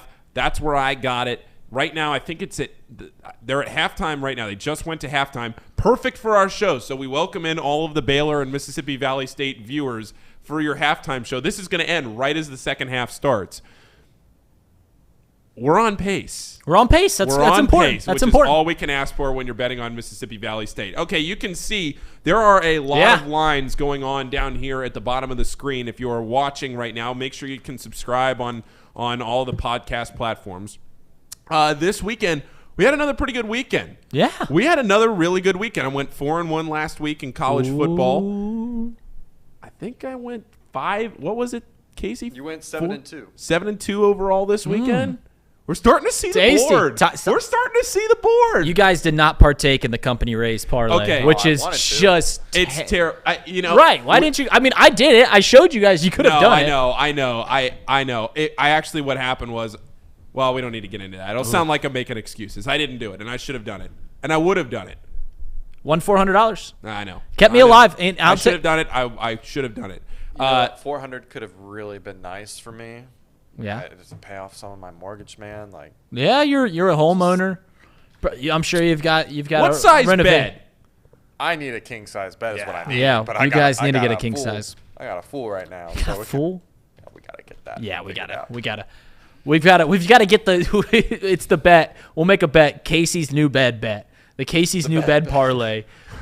We just keep throwing new things in here left and right. Okay.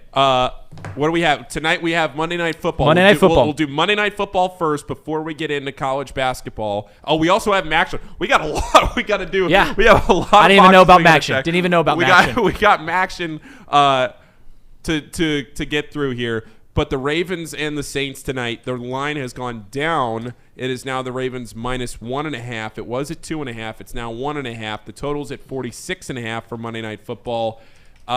Reed, I went with the Ravens in this one, minus 1.5. This is purely a fate of Andy Dalton. Because Yeah. I don't like either one of these teams. Look, when you look at this line, it is a rat line, right? I mean, it looks like Vegas is just like beckoning you to take the Ravens at -1.5, but at some point you got to draw in a line in the sand and say, this aggression will not stand, man.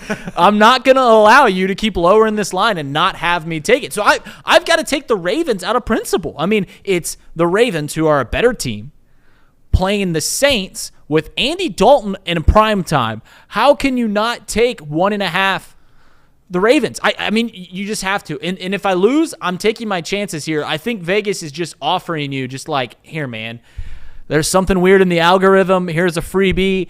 I'm going to go with the Ravens, and if I lose, and if the Saints win this game, I'm just going to chalk it up and just be like, I don't understand football then. Yeah. The Real Spirit Cat 1 asks the worst bet, Paul on the CBB over or the under in SMU Houston. 140 points. Yeah, the Houston SMU score, 77-63. SMU had 55 points in the first half. Yeah. It was 55-35. Yeah. 56-35. SMU scored 21 points in the first quarter, 35 points in the second quarter, 7 in the third, and 14 in the fourth. Houston scored at least 14 points in every quarter and lost by 14.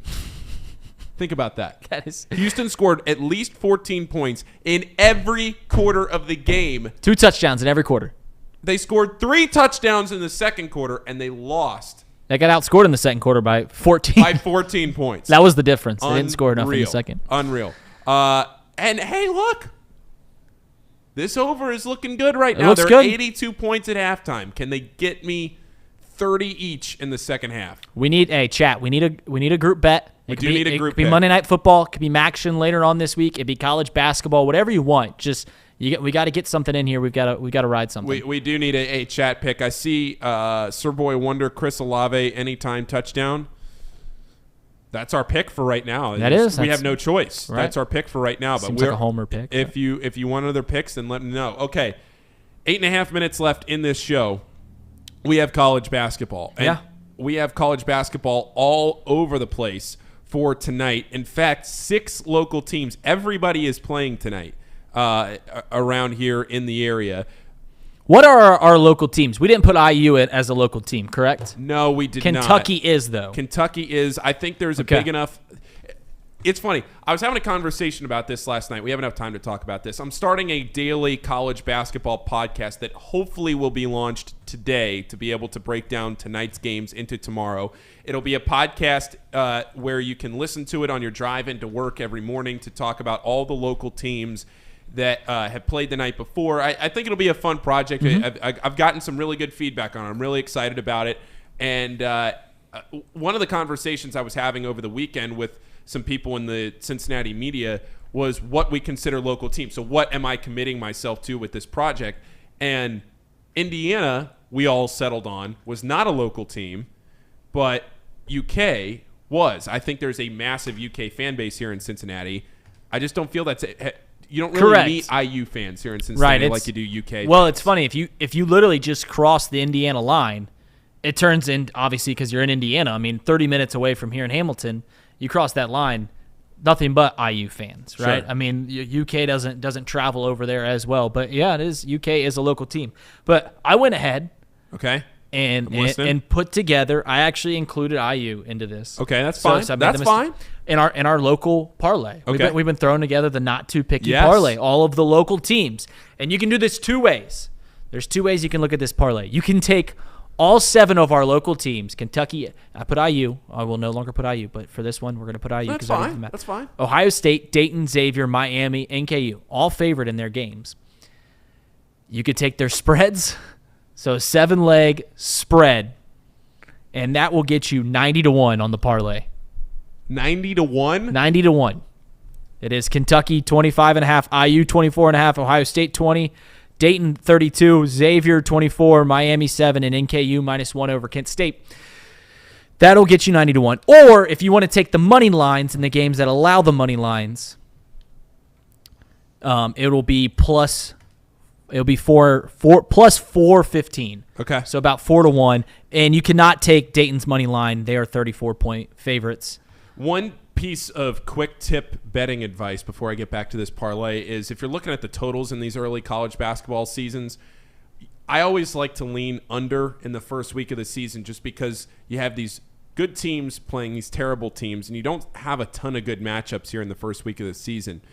And sometimes you get into these situations where maybe you get some bench guys in the second half, you're scraping for points. But you're not going to catch me slamming a lot of unders. I'll just sit them out. But if you're going to be sharp and pick one side or the other, if you're leaning one way or the other, undecided on a total, the first week of the season, it's not terrible to lean toward the under. Let's take a look again. Bring those lines back up. I want to look at a couple of these lines. Ohio State minus 20 against Robert Morris. Dayton is minus 32. What is Lindenwood? I don't know. I have never heard of Lindenwood before I put these lines into the bottom ticker of the screen. If anybody's listening that's ever heard of Lindenwood, I've never heard of them. I don't know where they are. I don't know anything about them. Couldn't tell you who their coach is. I don't even know if they're Division I. They didn't have a logo on the score app. There's a neighborhood here in Hamilton called Lindenwold, which is like half of the people here on the east side. And I just imagine Lindenwold just throwing 5 guys up there and playing. Second oldest higher education institution west of the Mississippi River. Founded in 1827. Wow. Love it. Good for them. St. Charles, Missouri. Division I? Don't know. Oh, well. Don't know if they're Division I. Doesn't matter. They're 32-point dogs against Dayton tonight. They won't even accept a money line bet. So we have 4 minutes left in this show. So two things to recap from this weekend real quick. Casey's prop. Failed miserably. It failed. P.J. Walker got taken out. Yeah. And Joe Burrow didn't even throw 2 touchdowns. They just kept handing the ball off to Joe Mixon for some reason. I don't think it worked quite well. But P.J. Walker got taken out, so that prop missed. And the Spur lock missed. Maryland. He wouldn't have bet it. He wouldn't have bet it if he would have known what was going on up there in Wisconsin with the wind and everything like that. There was Maryland +5. No, well, I also wouldn't have taken We need a new Ohio Casey State. prop. We do. Casey, you have 3 minutes and 33 seconds to find us a prop. Gotcha. For tonight's Monday Night Football. Yep. Right now, the chat bet is still sitting at Chris Olave touchdown. If anybody has suggestions for tonight, we're willing to listen. Totals all over the place tonight in college basketball. I was looking at Ohio State minus 20.